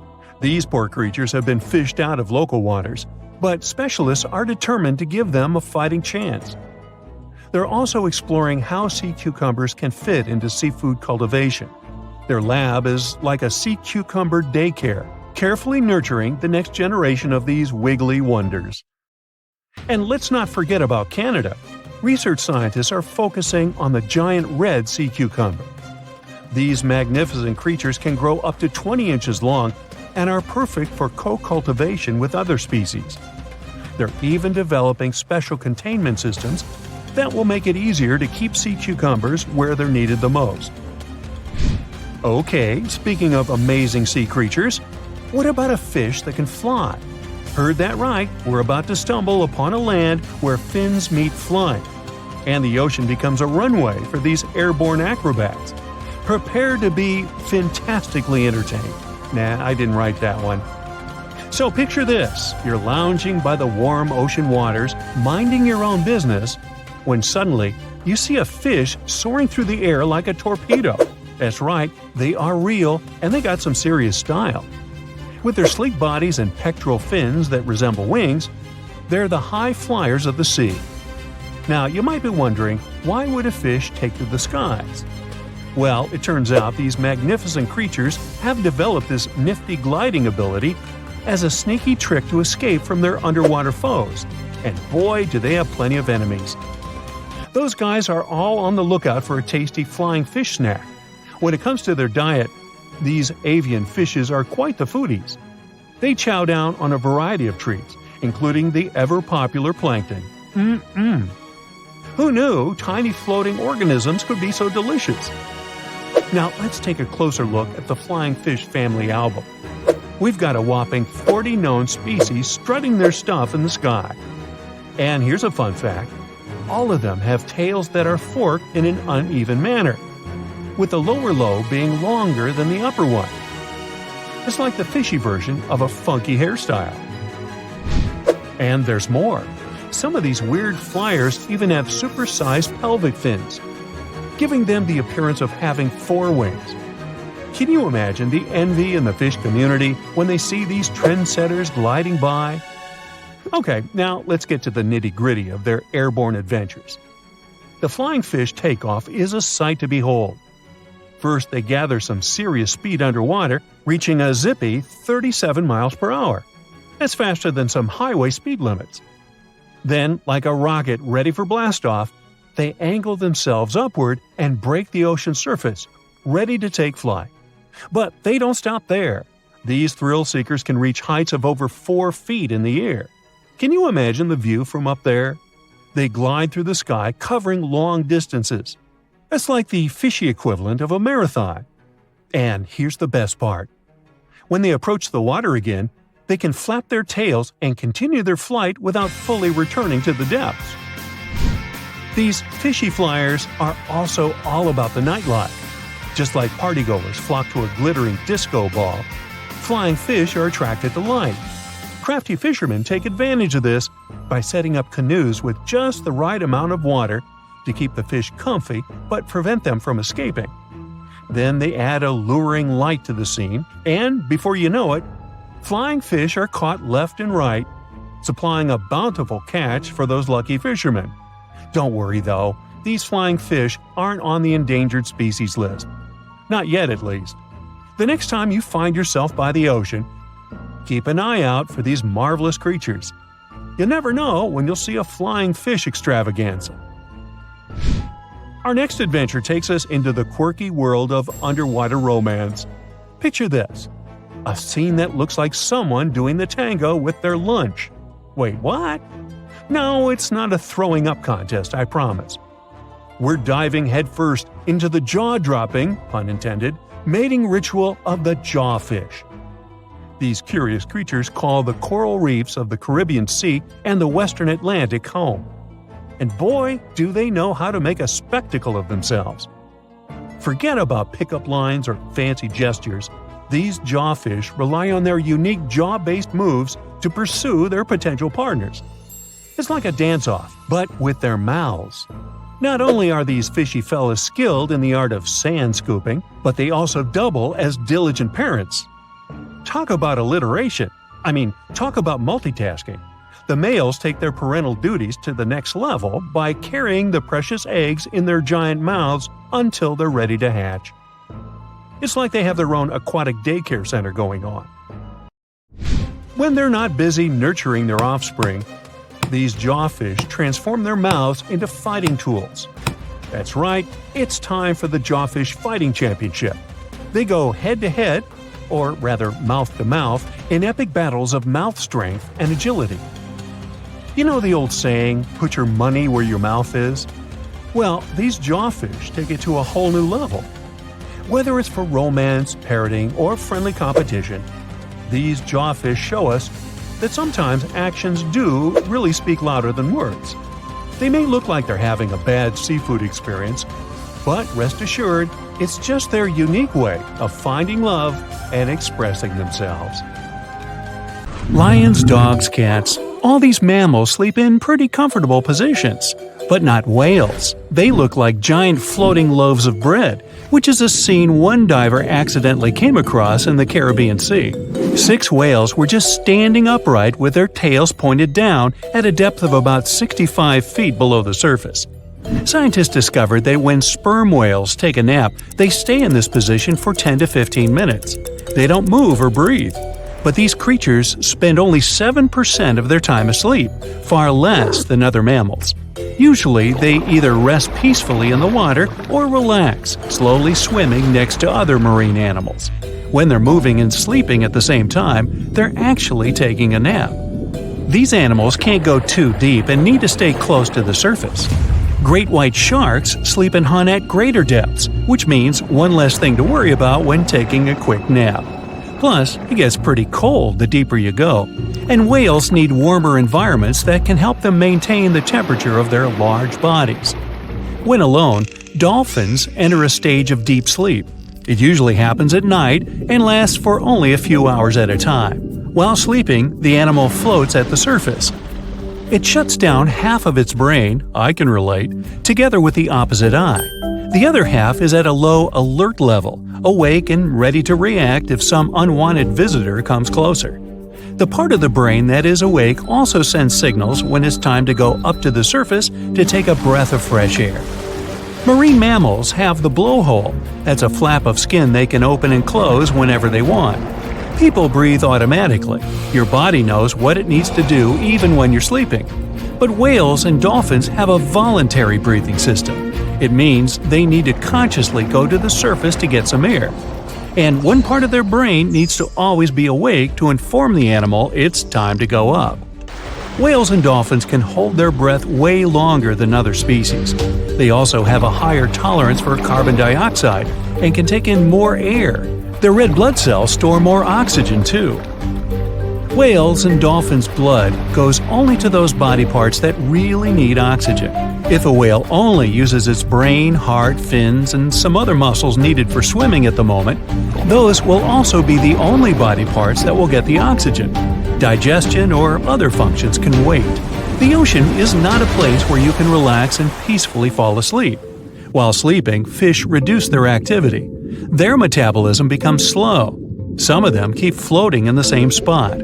Others find a safer place among corals or in the mud. Early in life, dolphins learn to make a unique whistle that helps others from their pod to identify them. That means these specific whistles are their names, and dolphins do respond to them. Clams have feet. It looks like a large tongue that sometimes protrudes from the shell, but that's actually the foot, and it's relatively long compared to the length of the animal. Clams use this limb to dig themselves in the sand. The blue whale is the largest living animal, and it's also larger than the majority of dinosaurs used to be. They can grow to more than 100 feet long and have a weight of almost 200 tons. That's like 50 adult elephants. A blue whale's tongue alone can weigh more than one elephant. Such a giant surely needs to eat a lot, 500,000 calories in just one mouthful. The blue whale's heart is the size of a small car and weighs 1,300 pounds. To move the blood through such a giant body, the heartbeats are so strong you can hear them even from 2 miles away. The heart of a whale beats only 8 to 10 times per minute. The whale is one of the loudest creatures out there. Its call can go up to 180 decibels, which is as loud as a jet plane. Almost 95% of jellyfish's body is made of water. For comparison, the human body is 60% water. It's probably not a surprise since jellyfish don't have a heart, blood, eyes, or brain. The other 5% of their body weight is proteins, muscles, and nerve cells. Jellyfish have been around for more than 500 million years. This makes them older than dinosaurs. These creatures haven't changed much, and today's jellyfish are pretty much like their ancestors. These creatures live in the ocean, but in 1991, more than 2,000 jellyfish polyps were taken into space. Scientists wanted to see how they would react in the environment with no gravity. The jellyfish reproduced and created 60,000 new polyps, but unfortunately, those couldn't function normally after getting back to Earth. One species of jellyfish can literally live forever. As it grows older, the critter goes down to the seafloor to become a polyp again, and that polyp turns into a new jellyfish with the same genetics.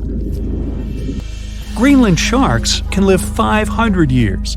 This is an animal with almost the longest lifespan among vertebrates. Sperm whales are sociable creatures. They spend their life surrounded by their family.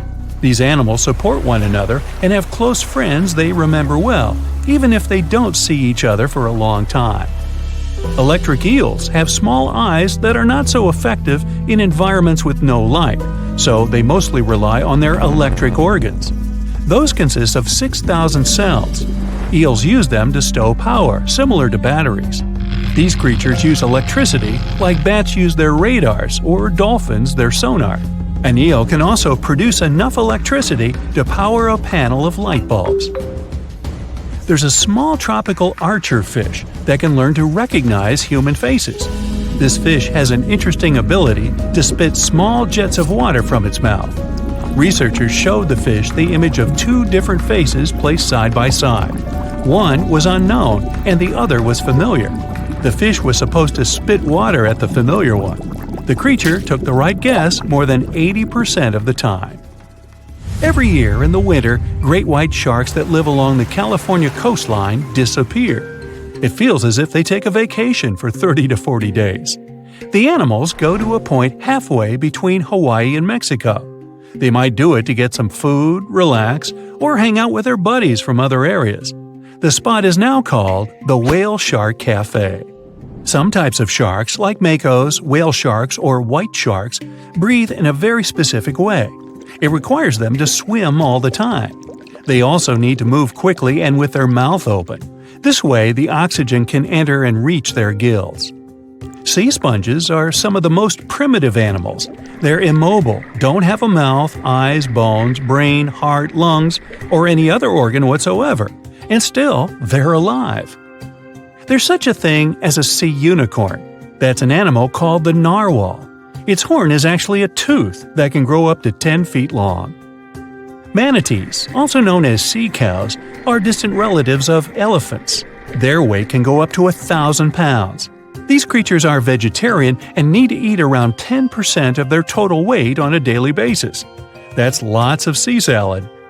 In some cases, manatees share space with alligators, but they get along pretty well. You can even find a photo from Florida where an alligator rides a manatee's back. Frogfish have special fins that help these creatures walk along the sand. They're very useful in shallow waters. A ghost pipefish is hard to see, but once you spot it, you're bound to get really surprised. Its head makes up over 40% of its body. Crabs don't feel like wasting time on such formalities as putting foods in their mouth. That's why they taste it with their feet, which is where their taste buds are. Marine iguanas are the only lizards on our planet that like spending time in the ocean, even though they mainly live on land. They're herbivores that feed in shallow waters and swim like snakes. Iguanas use their long claws to hold onto the bottom when they need to graze. Green turtles can cross over 1,400 miles when migrating. They try to find the perfect spot to lay their eggs. Penguins sort of fly when they're underwater, reaching a speed of 25 miles per hour. More than 5 million years ago, I've heard, I wasn't around then, deep-sea worms and humans had a common ancestor. So we still share 70% of our genes with these creatures, and with sea stars, squid, and octopuses. The ocean covers over 70% of our planet, and over 80% of it is unexplored. More than 1 million species live there. But there are not only animals, 3 million shipwrecks are lying all over the ocean floor, hiding mysterious stories. Many of them are yet to be discovered.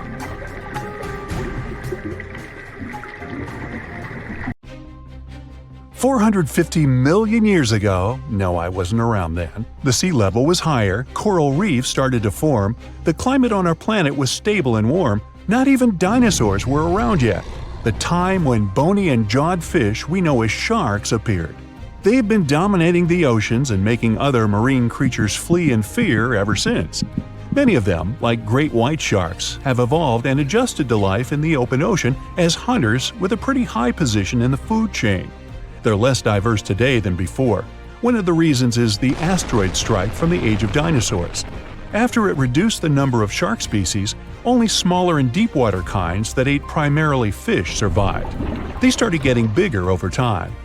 Near the surface, sharks such as makos or great white ones develop faster movements and are somewhat between gray and blue to blend in with their surroundings.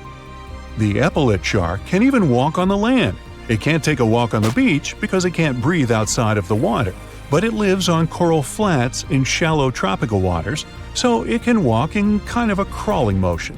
But deep down below, there are mysterious, alien-looking, often huge shark species that didn't come to the surface, which is why they didn't need to adjust to the new environment and different conditions. They haven't changed a lot through time, so they're some living fossils. These creatures mostly don't have 5 gill slits, the most common number, but 6 or 7.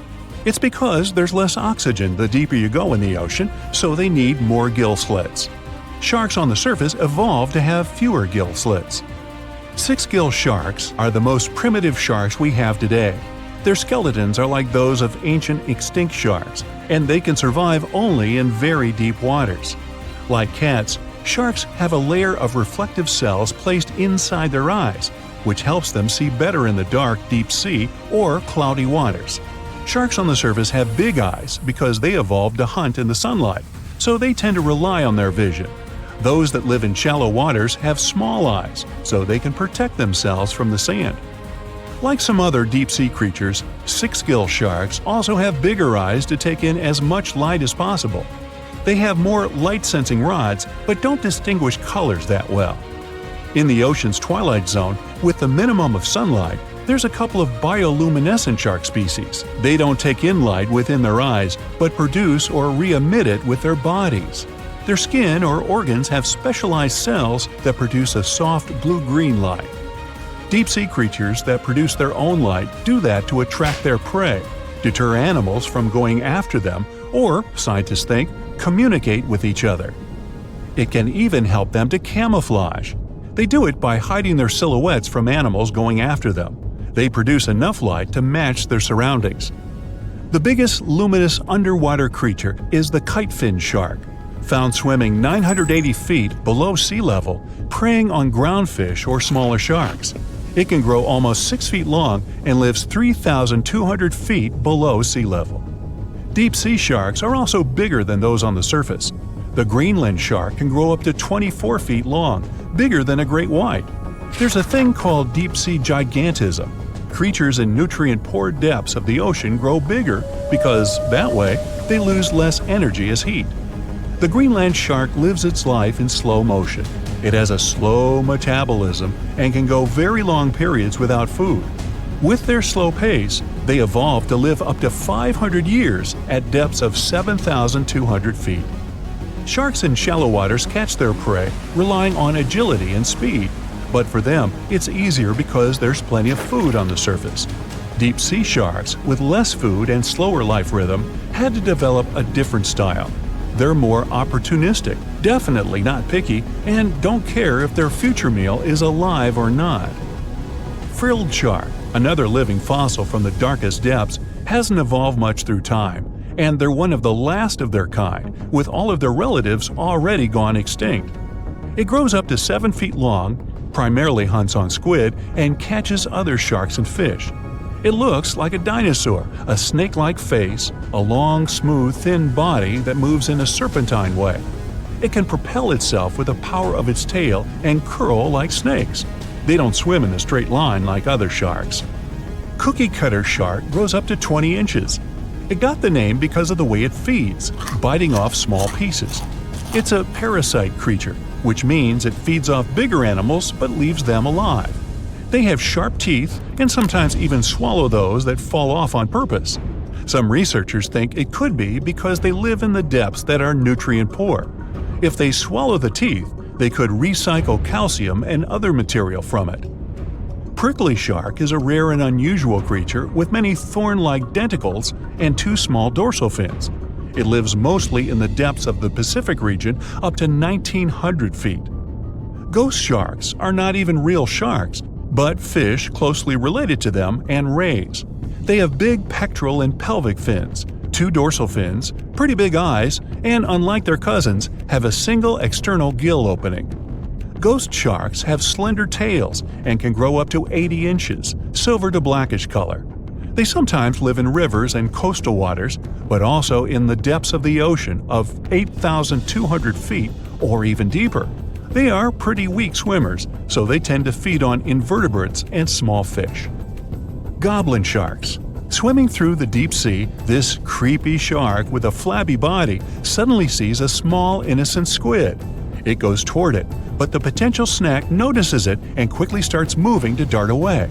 It seems like the plan could work at first, but then the shark suddenly thrusts the jaw of its mouth and catches the poor little squid in a second. After the meal is finished, the animal simply fits the jaw back into the mouth and goes away as if nothing happened.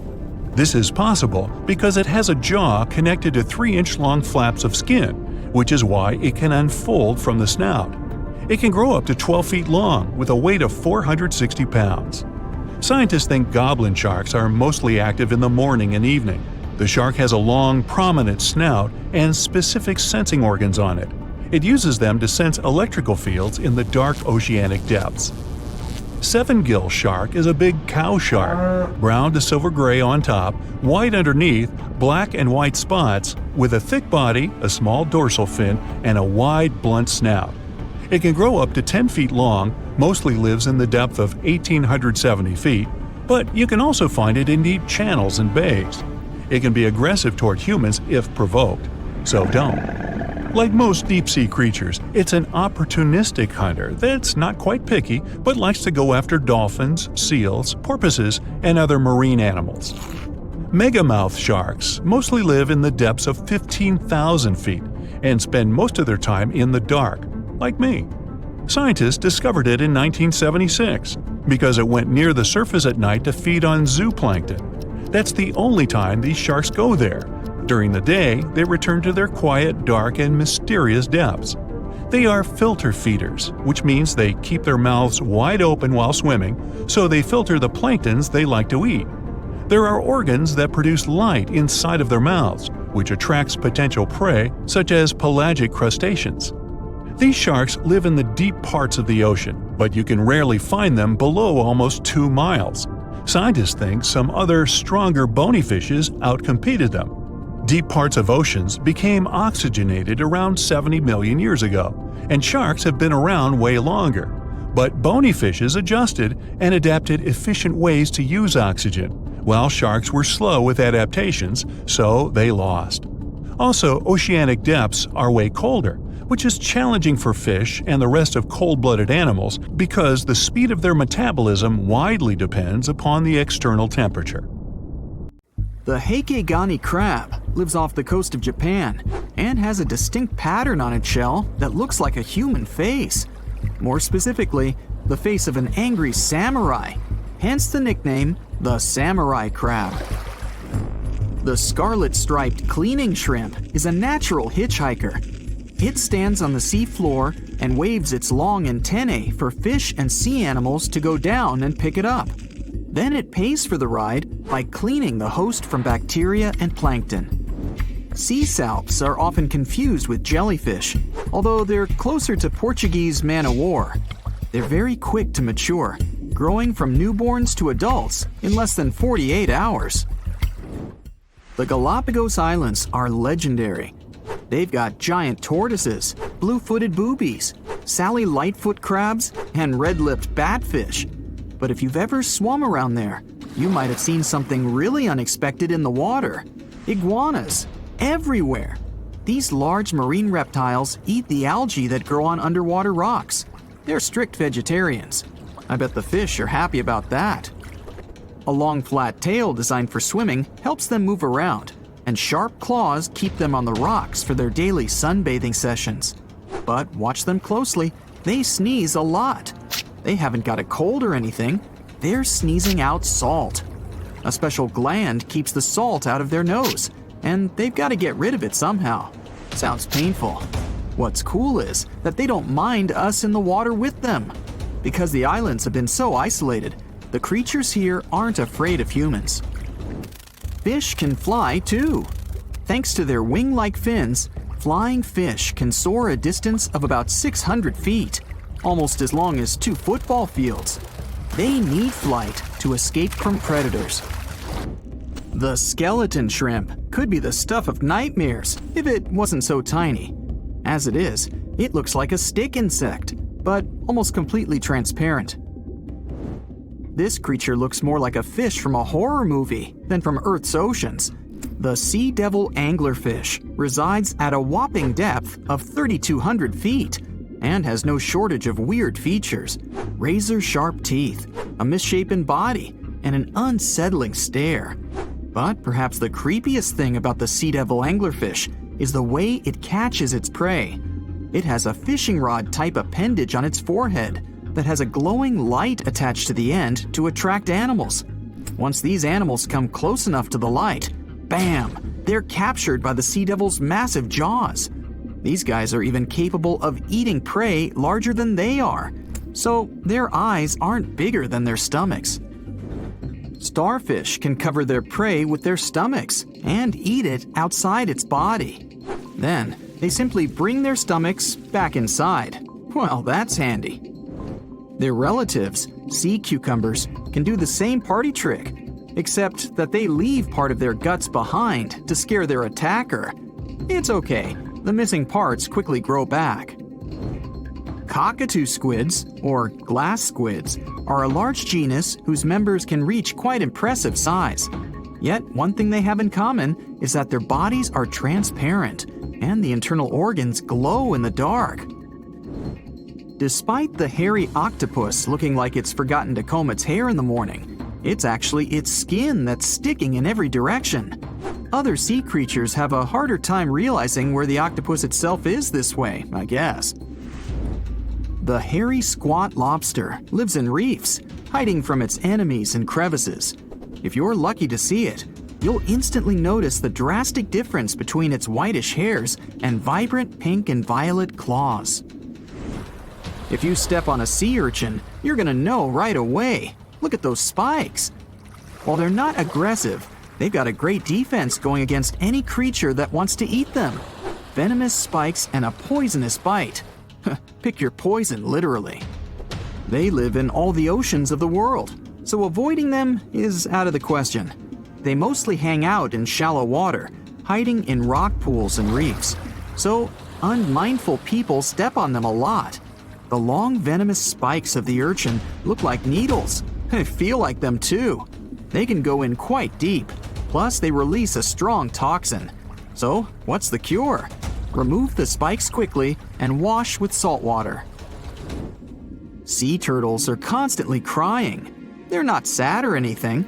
The weeping is only because they excrete excess salts from their body through their tears. Box jellyfish tentacles grow up to 10 feet long, and each tentacle has 5,000 stinging cells.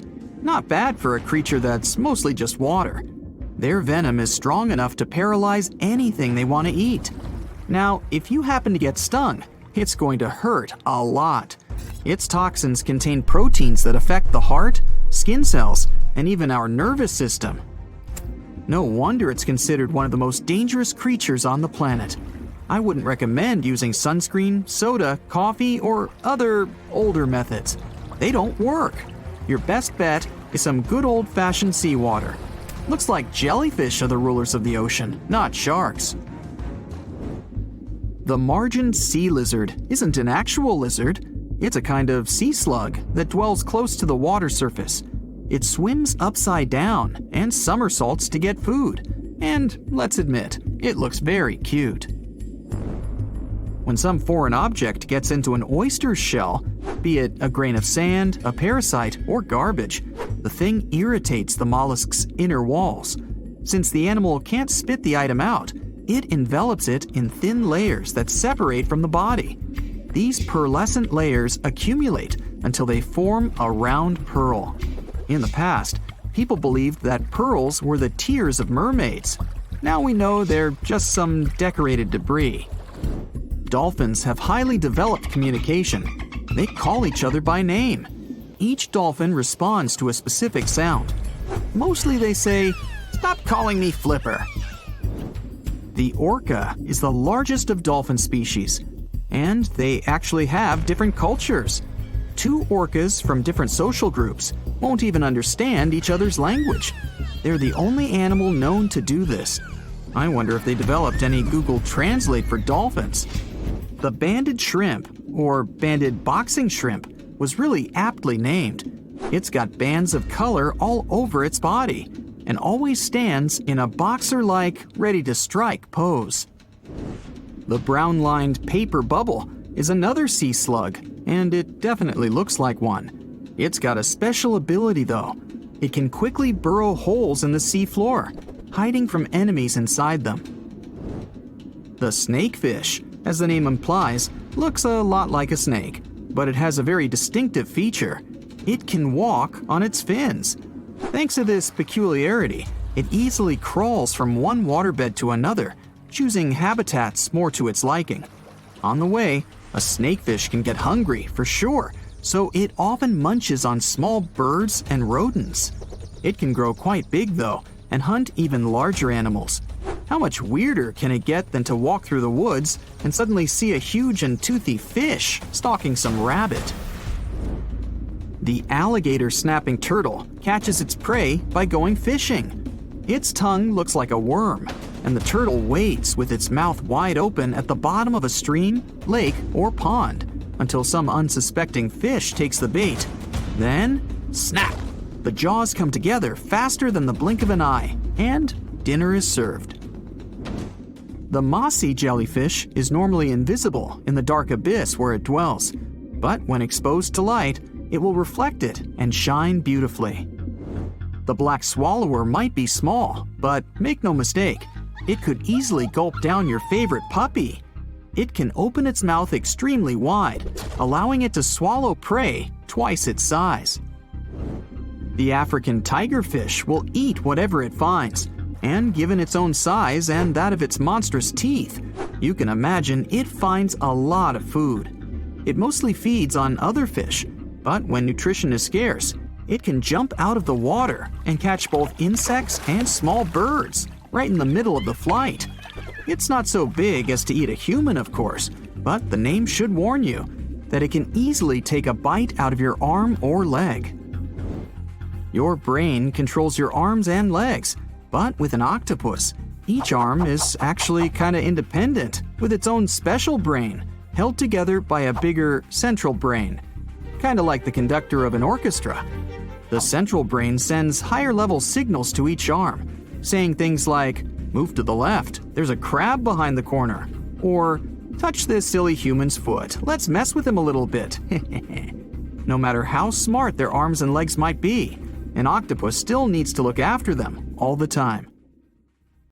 Well, hey there! We dive back in time and into the oceans over 500 million years ago, just, because we can. Whoa! Watch out! It's not Megalodon or giant sea reptiles you need to look out for here. It's a bizarre, unearthly-looking creature called Anomalocaris. The name means unlike any other shrimp, and I think you'll agree, it looks like a nightmarish cross between a shrimp and a modern-day centipede. 2 tentacles protruding from its face, each lined with razor-sharp teeth. Oh yeah, and this thing was about the size of your leg. With a wave-like movement of the flaps on each side of its body, it was graceful for a terrifying creature. It was also more advanced than any other life on this planet at the time. Especially those huge eyes. You have only one lens in each of yours. This giant shrimp had 16,000. That's 4 times more than a common housefly. And you know how good their vision is, good enough to dodge that swatter every time. All this allowed Annie to become one of the first animals on this planet to feed on others. Yep, here it is, Earth's first hunter. Its favorite meal? Trilobites. Hey, try a bite. Those are the ancient ancestors of crabs. Some of their fossils have marks on them in the same shape as the monster shrimp's mouthparts. Terrors of the past like this got to be so giant thanks to more oxygen in the atmosphere. A perfect example of this, Meganeuropsis. Imagine a dragonfly. Now make it as big as a cat, and with a wingspan longer than your arm. Megan, the monster-sized dragonfly, could easily grab other insects or even small animals, and she ruled the air with quick movements. Back then, there were still no large birds or other airborne enemies for this behemoth bug, so it was safe and free to grow as large as this planet would allow. Piranhas of the past were also jumbo-sized. Mega piranha was about 3 times the size of the river terrors we have today. Its bite force was about the same as a tiger's, and those striped kitties bite down 2 times harder than lions. That means it probably not only dined on other fish and any land creatures that, got too close to the water, but it could also easily crunch down on large turtles and other unlucky shelled creatures. And fun fact, modern-day piranhas bark like dogs when they're about to enter a confrontation. It actually sounds more like a frog's ribbit. But makes you wonder, what did this mega-sized ancient cousin sound like? A bear roaring? How about giant sea scorpions the size of your bed? Go back about 460 million years, and you'd see them swimming under you. And watch out for that tail. Scientists still don't know if these creatures could use it to inject venom like your standard land scorpion, but something tells me I wouldn't want that thing anywhere near me. Then there's this guy, Therizinosaurus. Terry looks sort of like a goose with long arms. Oh, and did I mention this goose dino is about 2 stories tall and longer than a bus? Yow! Its arms make the T-Rexes look even more bite-sized, each 8 feet long, almost triple the length of T-Rexes. and on the end, razor-sharp claws the size of your whole arm. Now, don't worry about those lengthy claws too much, though. Terry probably used them to cut through giant termite nests. So, this huge reptilian goose was more interested in eating bugs and plants. Another mega monster for you, Megatherium. The giant ground sloth could look a giraffe straight in the eye and weighed as much as a hippo. It moved mainly on its hind legs and used its massive tail as support. He had huge paws with colossal knife-sized claws. The sloth could use them to defend itself from enemies and to bend tree branches in search of food. But the biggest danger to the giant ground sloth wasn't dinosaurs or saber-toothed tigers. It was our own species. Yep, humans showed up just in time to meet this fellow and to, eat him up. Titanoboa was a terrifying 50-foot snake, as long as the great Megalodon itself.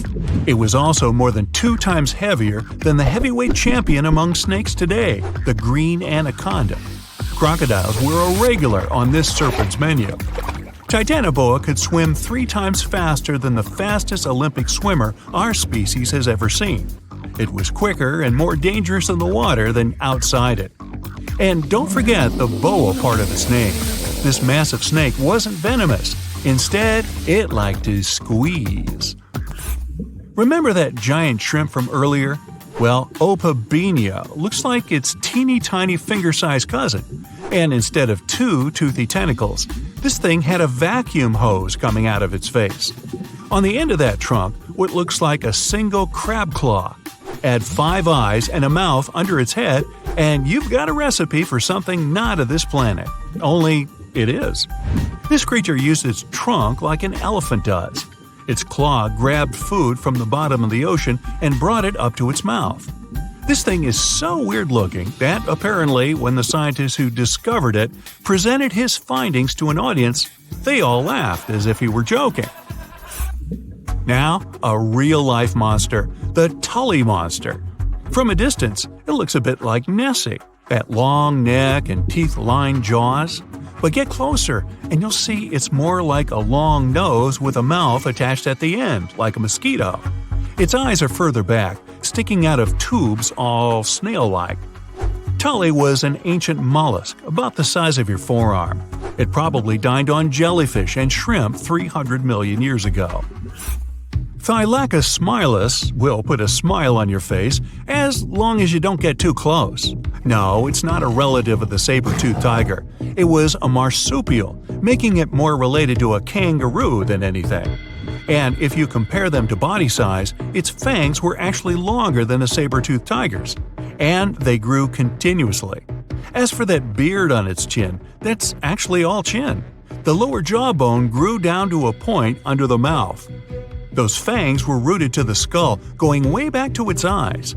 When the mouth was closed, that bony beard protected the long, sharp teeth from breakage.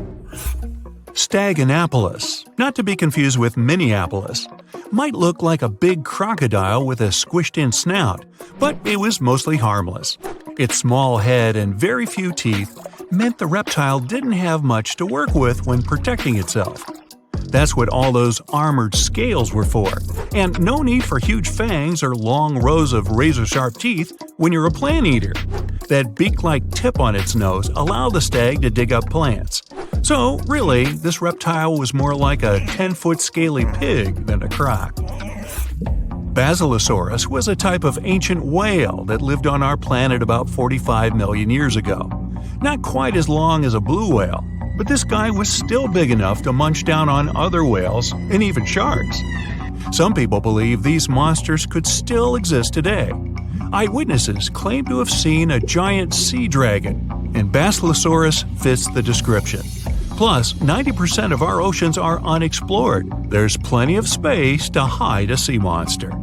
But scientists haven't found any fossils of this ancient whale younger than 3.7 million years. So, this myth is busted. Stegosaurus is one of the most recognizable dinosaurs that ever lived. It can easily be distinguished by those huge spikes on its tail and the bony plates on its back. It was twice as long as a giraffe and nearly 5 times heavier. But compared to its body size, it had the world's smallest brain. It was no larger than a dog's. Pelagornis had the largest wingspan of any bird ever discovered. It was twice the size of the largest bird today, the wandering albatross. Such huge wings made it hard for the bird to take off. It could only do so by jumping off cliffs. And when it finally spread its wings, this giant could only go about 40 miles per hour. The fastest bird today can reach speeds 5 times that. Hey, let's take a deep dive into ocean waters to see which of these creepy-looking animals are our friends. We're swimming in the tropical waters of Nanina-Balava Island near Fiji. Can you see those giant creatures the size of a Volkswagen Beetle? Those are manta rays. They've got a long whip-like tail and large flat diamond bodies. There are 2 species of manta rays, the reef manta ray and the giant manta ray. They belong to the same family as sharks, but they only have small teeth in their lower jaw. They feed on zooplankton, tiny fish, and crustaceans. Manta rays are social animals, and they like people. Once you let them come close to you, they'll swim around you to observe you. Don't chase them though, because they're super fast swimmers. Their name translates to cloak or blanket, and out of all sea creatures, they've got the largest brain compared to body weight ratio. These fellas can recognize themselves in a mirror. The Asian sheep's head wrasse follows. Even if it seems unsightly, it's one of the friendliest fish you'll come across in the shallow waters of Japan, China, and Korea. It has protrusions on both its jaw and head. It likes to hide in its anemone, and it's usually scared to go out even at 40 inches long. One of these fellows developed a friendship with a Japanese scuba diver 30 years ago. When the diver found the fish, it was injured, and he helped it recover. The diver had been the caretaker of an underwater Shinto shrine. He calls the fish by hitting the underwater bell. Time to go swimming with the largest fish in the world, the whale shark. Though these creatures are sharks, they have a lot in common with whales. They can live for 100 years, though they've got tiny brains. They're indifferent to humans. These fellas don't care about anything they can't eat. And unlike other shark species, they won't bite you. Whale sharks are filter feeders. They do have teeth, 3,000 of them, but they don't use them. They've got a massive mouth, like me, but their throat is only the size of a quarter. Next, we have the sunfish, a fish without a tail that looks like it's been cut in half. It has large fins, and when you see it breaching on the surface, you'll think a shark is approaching. The sunfish dives deep in the water to let other fish exfoliate his skin and remove parasites. Once they're done, it returns to the surface to sunbathe. It's also a voracious eater. If it sees you in the waters, it'll likely approach you and observe you. Within a day, you'll be able to feed it from the palm of your hand. Time for the animal that looks like it's always smiling, the bottlenose dolphin. It's one of the most social sea creatures, and it travels in groups. It enjoys playing, hunting, raising calves, and helping out its community. Bottlenose dolphins are excellent swimmers with speeds reaching 19 miles per hour. They usually come up to the surface to breathe air through the blowhole on their head. These creatures are great communicators, and they send messages to each other. They use echolocation to navigate and find food. When they spot people, they become very friendly, so much that they let their guard down, and it makes them vulnerable to other sea creatures such as sharks. Heading to the Pacific coast, we'll come across some gray whales. Their skin is covered with parasites and other organisms that make their snouts look like rough pieces of rock. We gotta get on their nice side first. Gray whales can attack a large boat, a ship, or a vessel if they sense their calves are in danger. But generally, they're friendly and appear unbothered by rowing kayakers. In some cases, they'll approach small boats and allow humans to touch them, though you're required by law to keep your distance. If it wants to get closer, it will. If it feels threatened, it will act aggressively. Now, let me show you a fish with a tool on its head, the hammerhead shark. Their skull helps them with hunting. Their eyes are placed on the hammer's outer edges and gives them a 360-degree vertical view. but they've got a blind spot in front of their nose. Their heads are like metal detectors. Most of what they want is below the sand surface. So they lightly dip their heads in the sand and sweep up whatever is under there. You'll see them in temperate and tropical waters, both near the shorelines and offshore. They usually move in groups. They're mostly harmless to humans and divers, but there have been a few occasions where they got aggressive. But before they do, they'll give you a bunch of warning signs, and divers know how to handle them. Now, I'll show you something kind of smaller, the sea lion. These creatures are a bit tricky. They're playful, aggressive, arrogant, smart, and above all, curious. Sea lions can't breathe underwater, but they can dive almost 1,000 feet deep, and they can hold their breath for a long time. They take in air through their nose, and once they dip their heads in the waters, their nostrils slam shut. If they spot humans at the beach, they'll stay away and wait for them to leave. Wild sea lions aren't the friendliest to anyone, especially if they feel threatened. The approachable ones have been trained in captivity. Beluga whales are next. They're white with bulgy heads, and they're amongst the most social and loudest you'll ever meet. Their upwards-facing mouths make them look like they're smiling. When beluga whales are born, they're a dark gray shade. It takes 8 years for their skin to turn white. They can change the shape of their heads by blowing air around their sinuses. Beluga whales love humans. Once they make human friends, they don't want to leave. Even though they're wild animals, they become too entrusting with people. Marine biologists suggest staying away for their safety. Have you heard of sea cows? Those are actually called manatees. You'll see some in rivers and others in the ocean. Even though they're large, they usually stay in shallow coastal areas, munching on seagrass, leaves, and algae. Manatees bring their heads to the surface every 4 minutes or so to breathe, but they can hold their breath longer than that. They're slow travelers, and even if they aren't as smart as dolphins, they can understand colors. These fellas are gentle giants, and they like to approach humans searching for warmth. Next, we've got the basking shark, the second largest shark in the world. Their mouth is their most impressive feature, like me, since it can open more than 3 feet wide. Okay, you win. These creatures have an intimidating appearance, but despite their size, they're harmless to humans, and divers swim with them. They're very social and can form schools of 100 individuals. They swim near the water surface, filter feeding on plankton. They too have a bunch of teeth that they don't use. Do you know which creature can sing loud songs for 30 minutes? I know, berry manatee. That might be before your time. Actually, it's the humpback whale.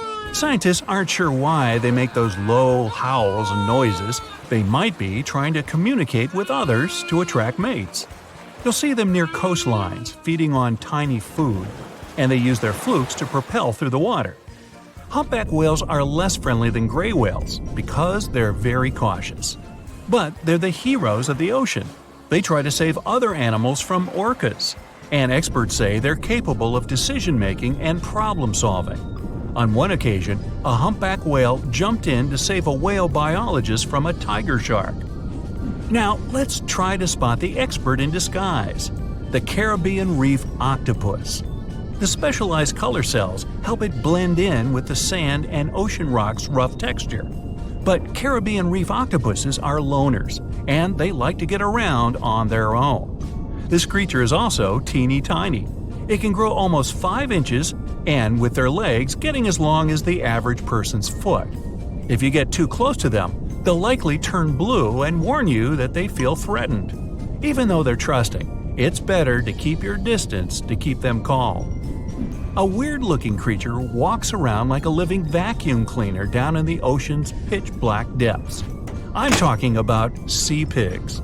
They got their name from their pinkish bodies, and they fit in the palm of your hand.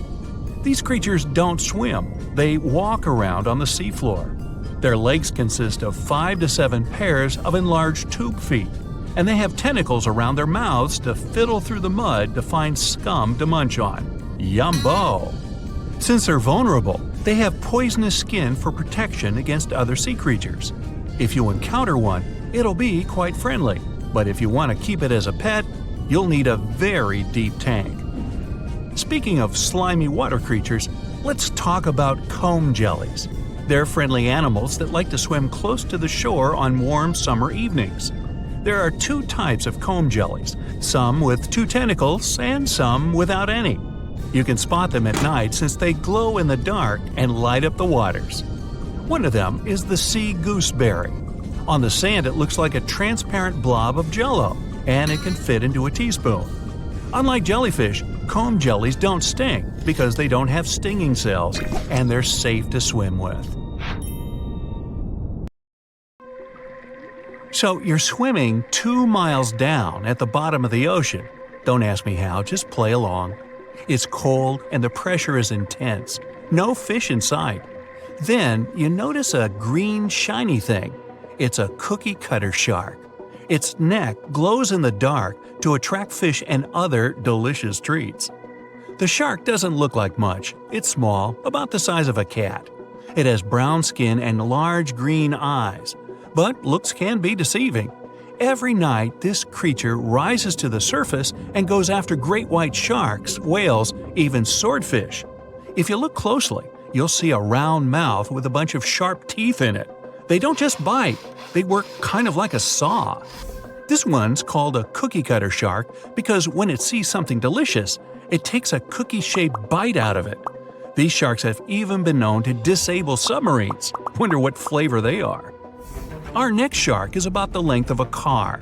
Only about 100 of these sharks have ever been seen, but if you met one, you'd never forget it. It has a big mouth, a huge mouth, a mega mouth, like me. It's the mega mouth shark. You could easily fit in it if you curled yourself up.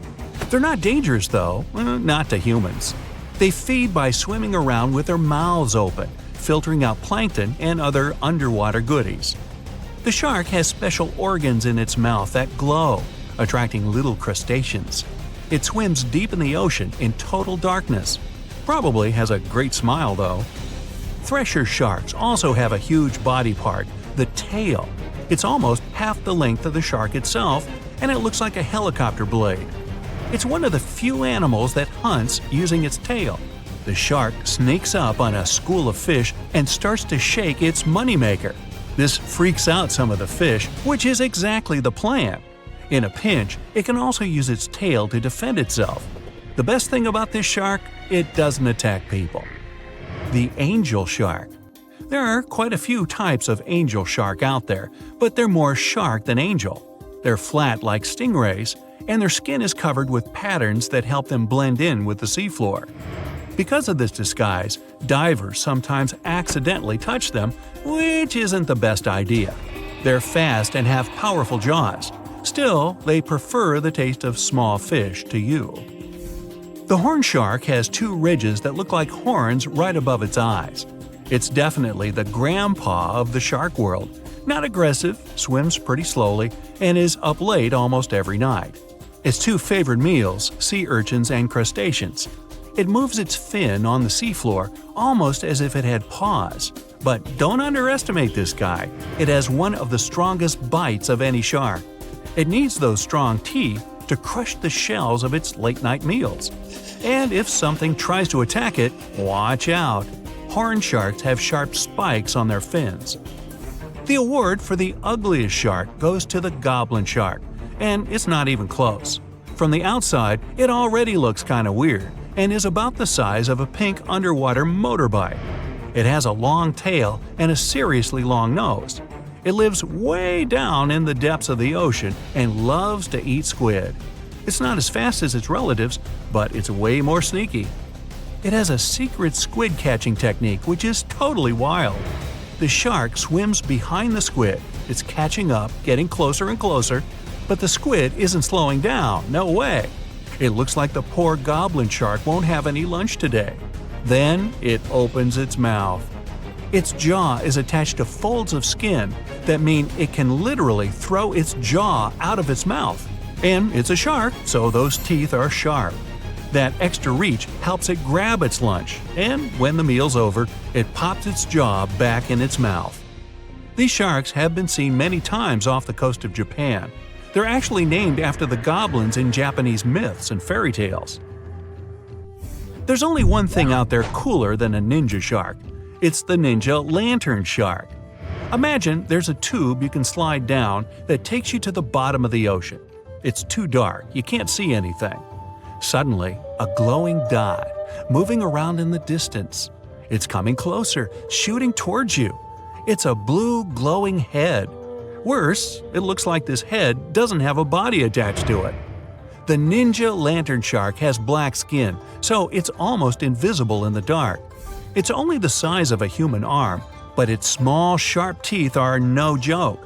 No one really knows why this shark glows. Maybe to attract tasty fish? Another theory out there is that it uses this light to communicate with its friends. It has friends?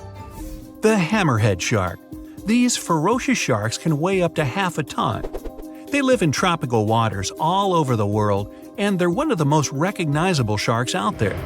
Their eyes really are located on the sides of their hammerhead. This means they can see in almost all directions. They even have special neck muscles to lift their head up and down just to see that little bit better. Their favorite food? Stingrays. You know, those flat things that swim along the seafloor, camouflaged to look like sand and bits of rock.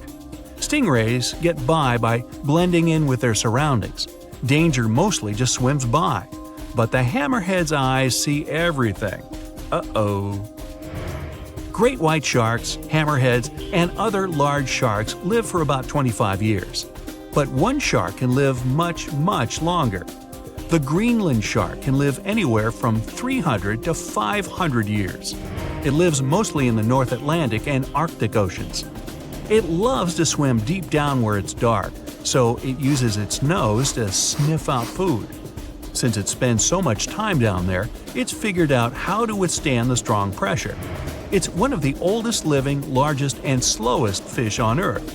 Just imagine, you're on an Arctic cruise and you see one of these sharks moving slowly through the freezing cold water.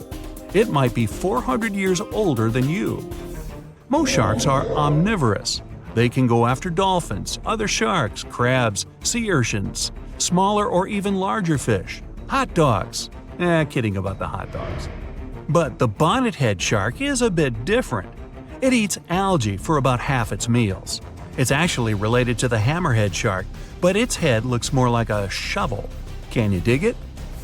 If you see this guy swimming around, you might think it's a sea snake or a huge water worm. Frilled sharks like to swim way down at the bottom of the ocean, like a lot of sharks. When they're chasing something delicious, they move kind of like a snake. And just like a snake, they like to gulp down their lunch all in one piece. But that doesn't mean they don't have teeth. They have about 200 nice and sharp ones. The saw shark has a long, flat, and seriously spiky nose. Those teeth on its nose never stop growing. Each tooth is equipped with electric receptors to help the saw shark feel around for nearby fish, like a ship's radar. When dinner's nearby, the shark swims up and strikes with its nose, waving it around like a knight showing off his skills. Meanwhile, you won't have time to blink if this guy floats past. Did you see it? How about now? Meet the fastest shark in the world, the short-fin mako shark. It can swim up to 35 miles per hour. That doesn't seem that quick on land, but underwater, that's fast. Slower than a cheetah, but faster than most dogs. It's warm-blooded, which is super rare for a shark. That helps it swim to cold and distant places where an ordinary shark simply wouldn't survive. The swordfish goes much faster. It can swim up to 60 miles per hour. It's not a shark, but it's still an amazing creature. In a race, the swordfish will usually come out on top, but it's not just fast, it's ingeniously fast. It has a gland next to its nose that pumps out a special oil. This oil spreads through its nose and comes out through tiny holes. This special oil is waterproof, which lets the swordfish glide through the water at high speed. Dwarf lantern shark. Sounds kind of like a superhero, huh? This is the smallest shark in the world. It's only the size of your palm, and it can glow in the dark. Well, that's a superpower. Blue-ringed octopus. The most beautiful octopus in the world. but the bright colors of animals usually indicate they're venomous. An antidote to its venom is yet to be found, although this little guy is the size of a TV remote. Sarcastic fringehead. Though this fish is only 12 inches long, it can eat prey much larger.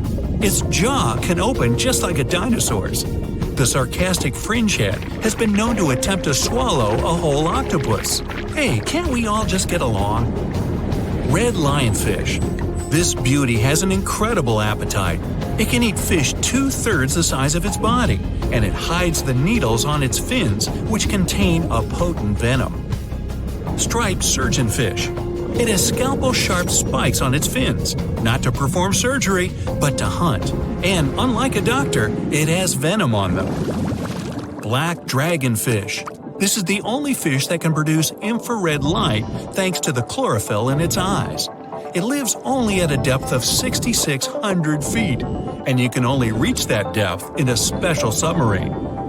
Reef stonefish.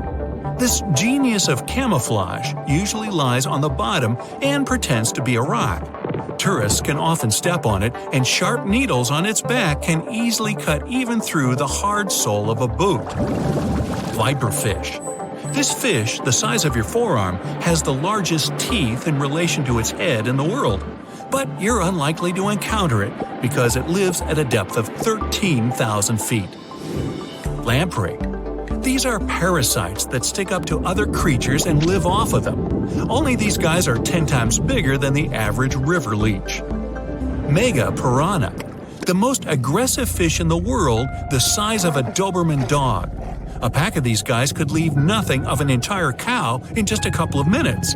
Fortunately for all of us, they ceased to exist 8 million years ago. Whew! Black pacu. Pretty ordinary big fish until it opens its mouth. It has human-like teeth, and the richest black pacu even had golden dental crowns. Just kidding. Payara, the most dangerous freshwater resident. It can swallow prey half its size. Even piranhas fear this monster. Anglerfish. It has a fishing rod on its head. It's a bait that lures small fish right into the mouth of this hunter. Slender snipe eel. It's very long and flexible due to the number of vertebrae in its back. There are 750 of them. By comparison, we only have 33 to 34 vertebrae. Barracuda. Its jaw is similar to that of a great white shark, but its trademark is speed. It would beat any Olympic swimmer at 29 miles per hour. Ocean sunfish. It's a fish the size of an adult person, and it's the heaviest bony fish in the world. Although peaceful, thank goodness, they sometimes damage the bottoms of small fishing boats. Frilled shark. Its length would allow it to successfully play basketball. It hunts with the strategy of a snake. The shark bends its body and then makes a sharp dash forward, and it has 300 teeth. Plenty of frills there. Electric eel. Its feature is its electrical organs, which can discharge 4 times as much as a normal household socket. The electric eel's shock can easily stun a large horse. Box jellyfish. It doesn't just drift in the waves near a shore like a regular jellyfish. Oh no! These guys are very fast and can even catch up with a person in the water. And their sting is hazardous. They don't look for trouble, but they're always ready to defend themselves. Goblin shark. Its snout ends in a long blade-like outgrowth, and its jaw could extend all the way to the end of the snout. It's one of the most terrifying sharks in the world, despite its tender pink color. Saltwater crocodile. This is the most bad-tempered crocodile on the planet, and one of the largest at 20 feet. They're not afraid of humans and only consider us as food. Hey, don't snack on me. Great white shark, the most notorious inhabitant of the oceans. Once, a great white shark pierced the bottom of a tourist yacht. The boat sank, but luckily no one was injured or eaten. Greenland shark. These are the real long livers of the marine world. They have a very slow metabolism and can live up to 300 years. For comparison, the oldest human was 122 years old. Giant oarfish. This fish is as long as a giant anaconda, and it holds the title of the largest bonefish in the world. Giant manta ray. This creature might look like it's smiling, but it'll rush at you without hesitation. They reach up to 16 feet in diameter and have a very sharp spike with a neurotoxin. Great. Orca. They can swim at the speed of a car and are as big as a large minivan. And they're the only sea hunters that can jump out onto the coast and grab their prey there. Dunkleosteus. This guy was the size of a limousine. Although it had no teeth, it had bony plates that gave it one of the strongest bites among sea creatures. Camaraceris. This is an ancient clam of incredible size, but 90% of its entire body was a cone shell. It was heavy, which prevented it from moving very fast. So most of the time, Camaraceris lay motionless on the bottom, waiting for small fish to swim by. Kronosaurus. It was similar to a crocodile, only several times larger. The remains of one of them contained dinosaur bones, so Kronosaurus hunted not only in the sea, but also on land. Helicoprion. One of the few species to survive the Triassic extinction event. It did so thanks to its high intelligence and a powerful fighting tool, the circular saw-shaped jaw on its nose. Elasmosaurus. Its appearance resembles a giraffe, only twice as big. And these guys were real travelers. They swallowed small rocks to grind their food. 300 rocks from all over the world were found in the remains of one of them. Colossal squid. It weighs as much as 2 polar bears and is 5 times as long as a human. They're extremely rare, but still exist far out in the cold waters of our planet. Humpback whale. Like ordinary whales, they feed on plankton and small fish, using their mouth as a huge net. They use their giant tail to stun large schools of fish. Mosasaurus. Aren't you impressed that I can say these Latin names? No? Oh well. The Mosasaurus were as big as a subway car and were the kings of the seas 66 million years ago. Their jaw and skull were snake-like, and they could swallow their prey whole. Today, we can still find their relatives, the monitor lizards. They monitor where you go. Not really. Melville's Leviathan. Now this guy had the biggest teeth ever known. They were basically as big as half your hand, and their appearance resembled something between an orca and a sperm whale. Leadsichthys. They were bigger than a school bus, but they weren't hunters. Their large size prevented them from being fast, so they fed mostly on plankton. Megalodon. Ooh, the most famous ancient sea creature. They were heavier than a tank or even a small house. Some people think they're still living in the deep waters of the ocean, but this, of course, is not true. Basilosaurus. Giant ancestors of modern whales.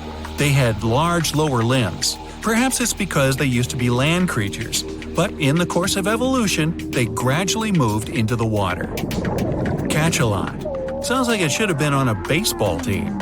They were almost as long as a basketball court.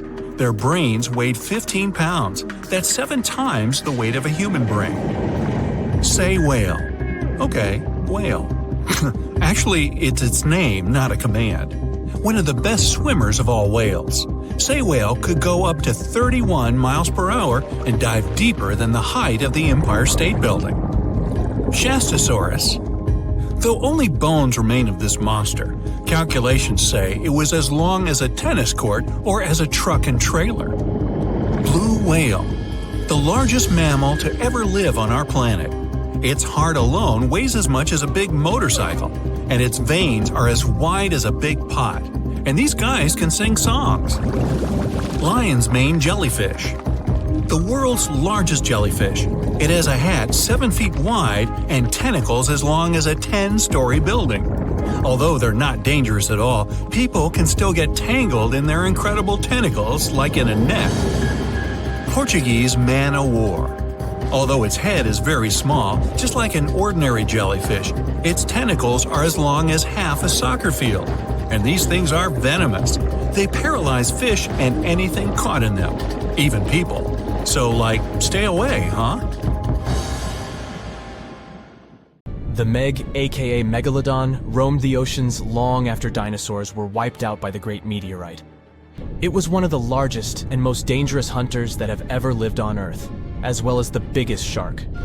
But then, about 3.6 million years ago, the last of its kind disappeared from our planet, leaving only huge teeth for modern archaeologists to keep finding. There are a few theories about why it could have happened, but scientists might have found the true reason. The Megalodon, which means big tooth, was the largest shark ever to exist. It reportedly lived around 20 to 3.6 million years ago and was truly enormous. Its bite was more powerful than that of a T-Rex, and likely any other powerful predator that has ever roamed this planet. It's probably not surprising since this marine creature had extremely strong jaws that could span from 9 to 10 feet wide. That's enough to swallow 2 grown-up people side by side. The jaws were also lined with 276 teeth, and they reached 7 inches in length. That's as long as a small hedgehog. Once these teeth got worn down, the shark got rid of them and grew new ones. Such large sedated teeth helped the Meg to eat meat easily. The shark itself could grow up to 59 feet long. That's twice the length of a London double-decker bus. The animal was also pretty heavy. While a fully grown T-Rex weighed about 8 tons, the weight of a large Megalodon could be more than 30 tons. With no competitors, the enormous shark was the real king of the oceans. It hunted other sharks, large fish, and even whales. Then why did such a magnificent creature disappear from the face of the earth? The previous theories mentioned the great white shark. The Megalodon is usually described as some gigantic version of this marine animal. And this is a common mistake made because most people think these creatures were related. But in reality, the Meg looked more like a modern bull shark. Its snout was snout, its lower jaw was rather flat, and long and massive pectoral fins supported the animal's weight. But what's more important, the ancestors of today's great whites existed at the same time as the Megalodon. Now, with great size comes great clumsiness. And although the Meg was huge and powerful, it was also not as nimble as smaller and quicker great white sharks. Great whites could have rivaled a Megalodon for food, and were often more successful hunters thanks to their agility. They couldn't fight the Meg openly, but were fast enough to steal its food. So according to this theory, the only food left for the Megalodon were whales and equally big marine animals. Grown-up Megs could easily catch such beasts, but their offspring were much smaller and more vulnerable than their parents. Could smaller sharks have used this to their advantage? Maybe while megasharks were still little, they became a meal for great whites, as well as bull and tiger sharks. Even at those times, a great white shark could reach the length of 20 feet, while a Megalodon kid was definitely smaller. But even if there had been no open confrontation between young Megalodons and smaller grown-up sharks, Meg kids wouldn't have been able to find food for themselves to grow to adulthood. The reason is the same. The population of other sharks was growing, and they were rivaling each other and the Meg for convenient food. The more great whites and other sharks appeared in the oceans, the less food remained for young monster sharks. Eventually, they probably starved. But it's just one of the theories that try to explain why the Meg went extinct, and here's another one. A new study has shown that the Meg was most likely a warm-blooded predator able to regulate its body temperature, and that might have been the reason why this species disappeared with time. Scientists analyzed isotopes of the tooth enamel of the Megalodon and concluded that the animal could easily maintain a body temperature that was around 13 degrees F warmer than the temperature of the surrounding water. Such a temperature difference is much greater than what other sharks living at the same time as the Meg had, and it's large enough for the ancient predator to be classified as warm-blooded. These days, most fish are cold-blooded. Their body temperature is the same as the surrounding water, but some sharks, like mackerel sharks, keep the temperature of all parts of their bodies a bit warmer than the surrounding water. But it doesn't make them completely warm-blooded because they simply store heat generated by their muscles. And in mammals, body temperature is regulated by a special region of the brain called the hypothalamus. Anyway, the Meg's warmer body allowed the animal to move faster, deal with cold water better, and spread out all over the world. But eventually, it might have led to a disaster. The Megalodon lived during the Pliocene epoch, pronunciation. It began approximately 5.3 million years ago and finished 2.5 million years ago. During that period, global cooling occurred. It also caused the changes in sea level, which the Megalodon probably didn't survive. The main problem for the predator was to maintain an energy level allowing its body temperature to remain elevated. But to do it, the animal had to eat a lot, and I mean it. But it was a challenging task in a time of changing marine ecosystems and while competing with newcomers, such as the great white shark. If this theory is true, then the amount of energy the Meg had to use to remain warm could have contributed to its extinction. This new information is very important to us. It shows that many marine predators in modern oceans might be experiencing the effects of ongoing climate change too. By the way, have you heard that there have been several cases when people were sure they had seen the Meg? Or at least some similar extremely large monsters. And these sightings happened relatively recently. For example, in July 1916, the New Jersey coast of the US was terrified by a series of shark attacks. They happened during an oppressive heat wave when hundreds of beachgoers tried to find shelter from the heat near the water. People described the culprit that had caused all that havoc as a giant shark, much bigger than any regular one. Since then, scientists have been debating which shark species was involved in those accidents. The most popular guesses have been the bull shark and the great white. A picture of a huge shark roaming the Pacific Ocean not far from Guadalupe Island appeared in 1999. The creature was nicknamed Deep Blue. It could be distinguished from others by a wavy pattern separating its gray back and white belly. But even though some people claimed it could be the infamous Megalodon, experts came to the conclusion it was a female white shark, the largest ever seen. The average length of a male white shark is 11 to 13 feet. Females are bigger, up to 15 or 16 feet, but Deep Blue reached more than 20 feet in length. No wonder people were confused. For the last time, Deep Blue was spotted in 2013 near the western coast of Mexico's Baja California. But look, there's another jumbo shark, and you can meet it in any part of the world. The largest specimens can reach 40 feet long and weigh about 5 or even 6 tons. Could it be, if not the Megalodon itself, but one of its relatives? Again, a wrong guess. That's the basking shark. This animal prefers subpolar seas, with temperatures not higher than 58 degrees F. Even though some of these animals do migrate to warmer places. Like whale sharks, basking sharks are harmless and don't attack snorkelers or divers. These creatures have loads of small teeth, but they don't use them when feeding. Instead, they swim with their huge mouths open and swallow plankton. A grown-up basking shark can filter nearly 2,000 tons of water per hour.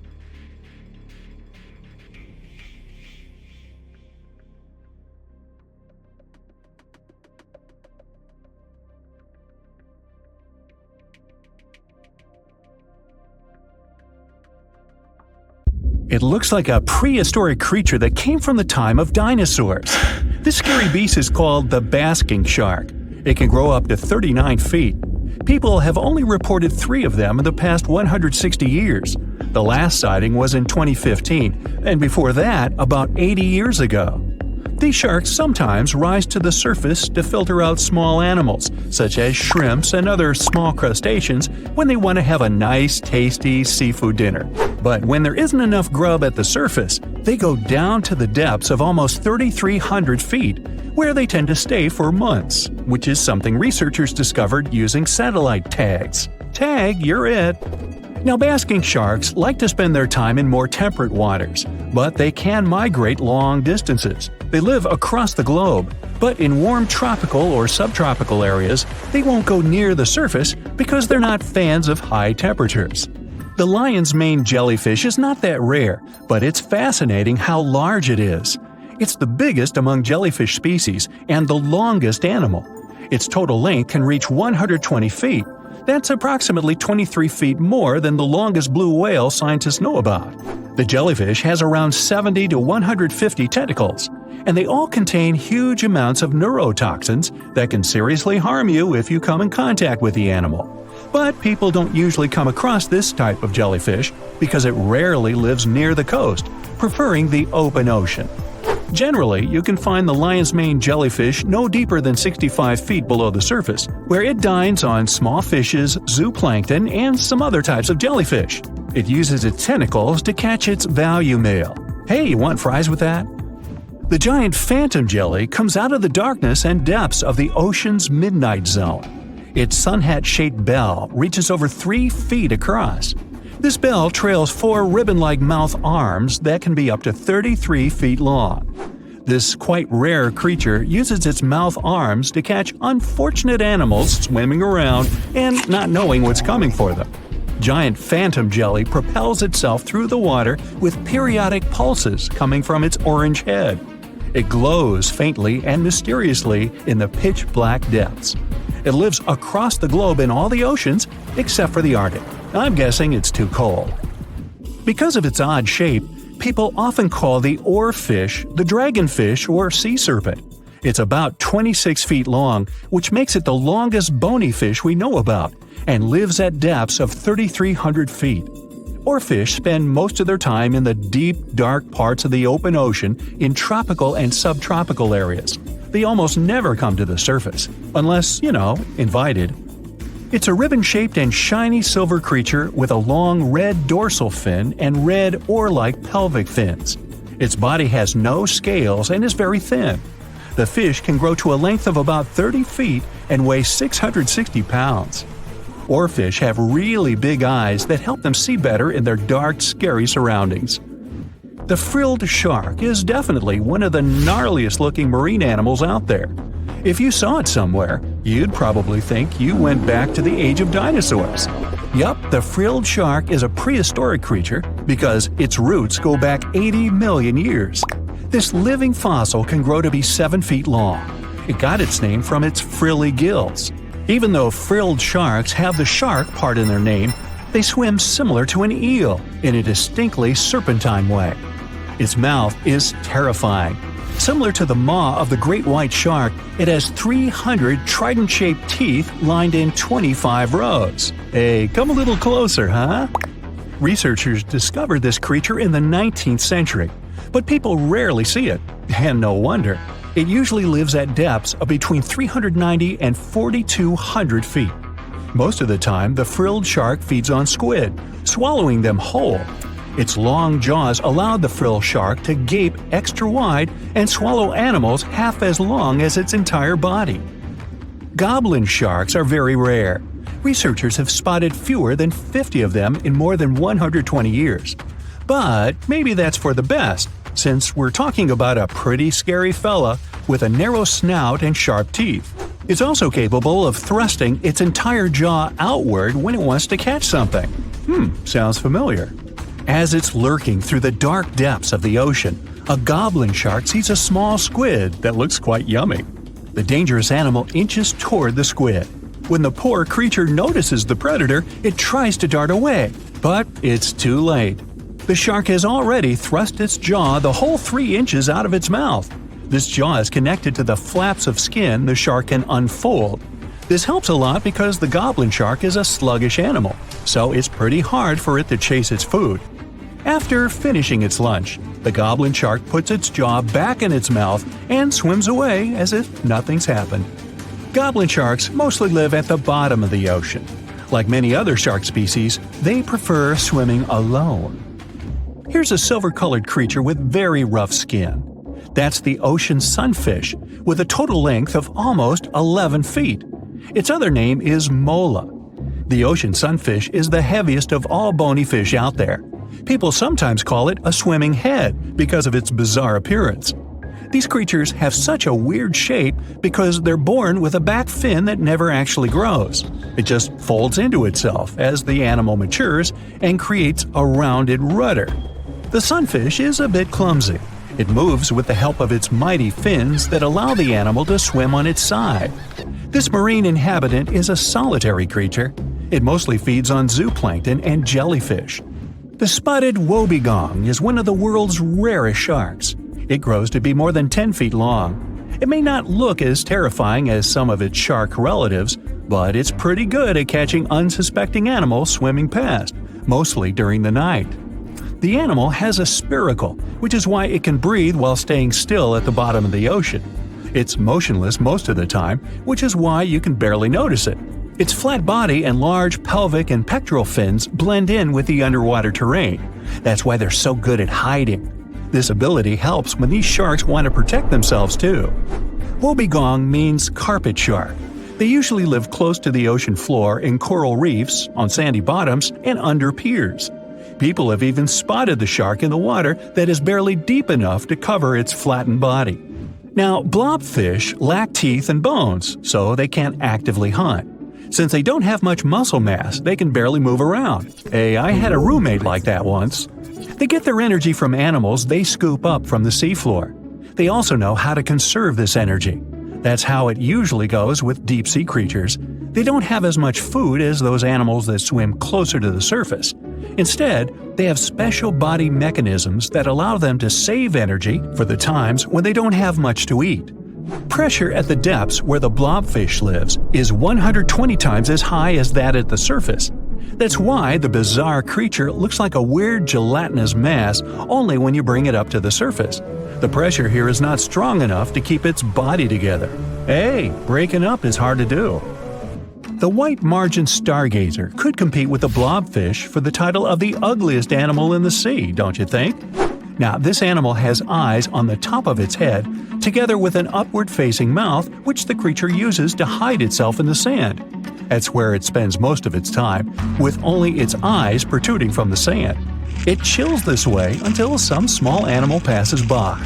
It can lunge at its target incredibly quickly, literally within milliseconds. This creates a vacuum in the water that pulls in a crab, fish, or some other small, unfortunate animal. Another tactic involves venom. This fish has a venomous spine in its shoulder blade that helps with catching other animals and defending itself against enemies.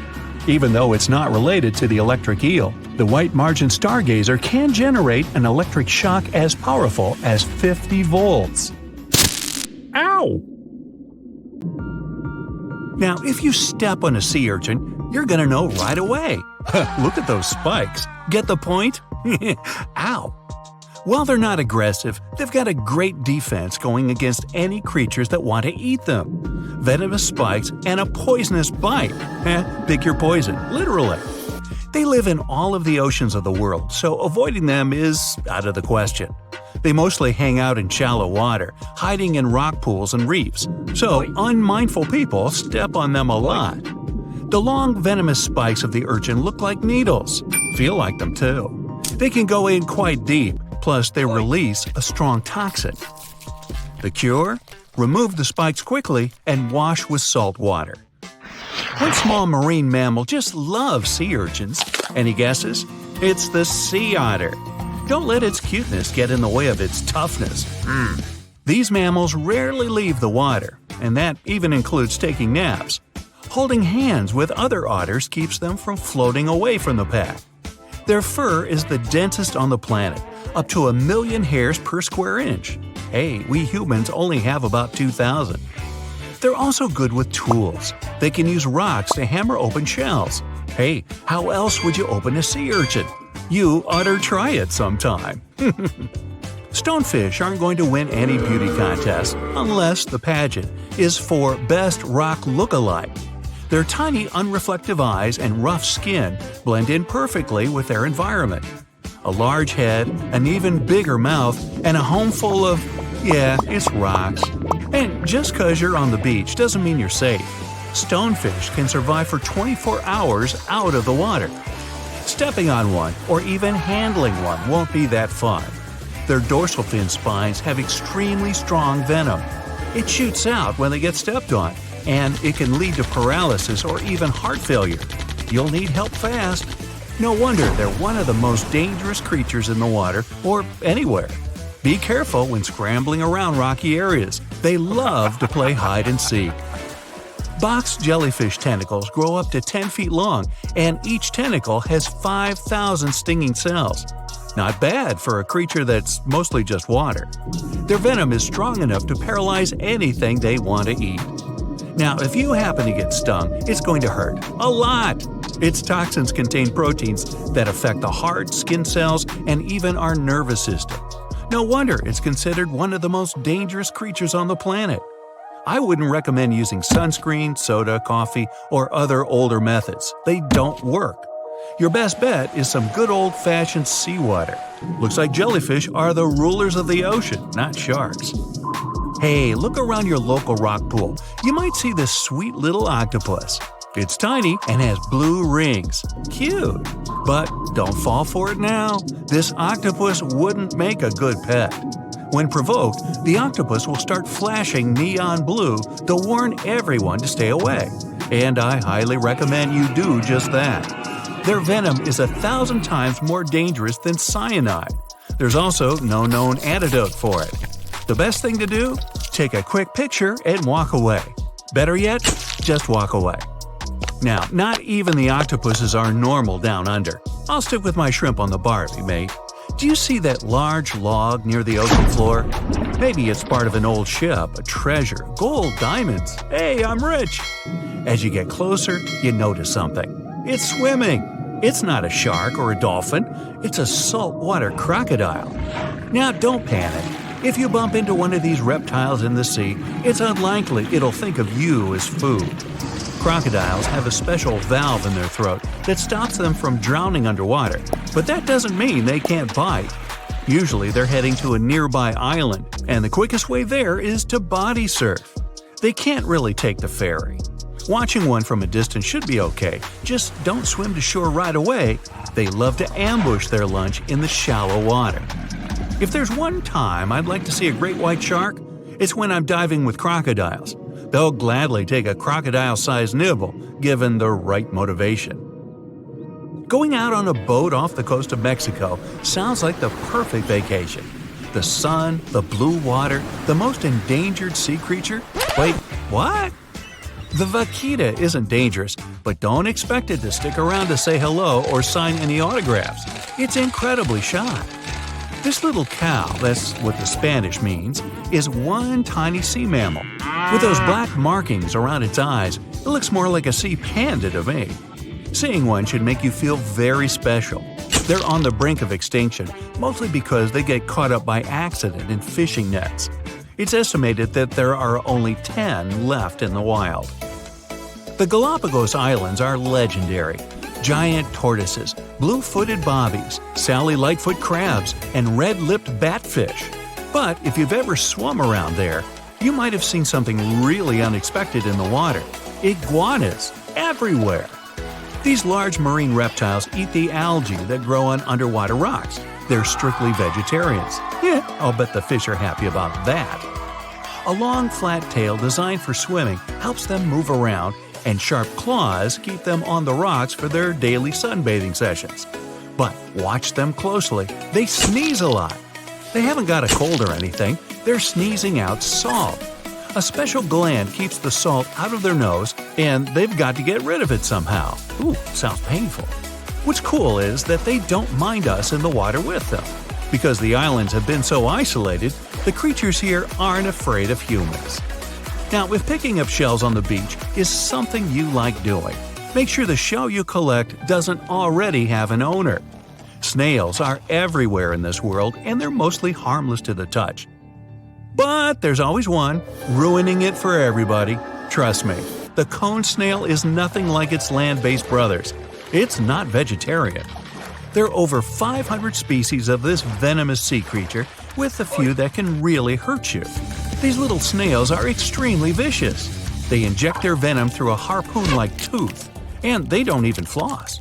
They're capable of paralysis, blindness, lung failure, and even worse.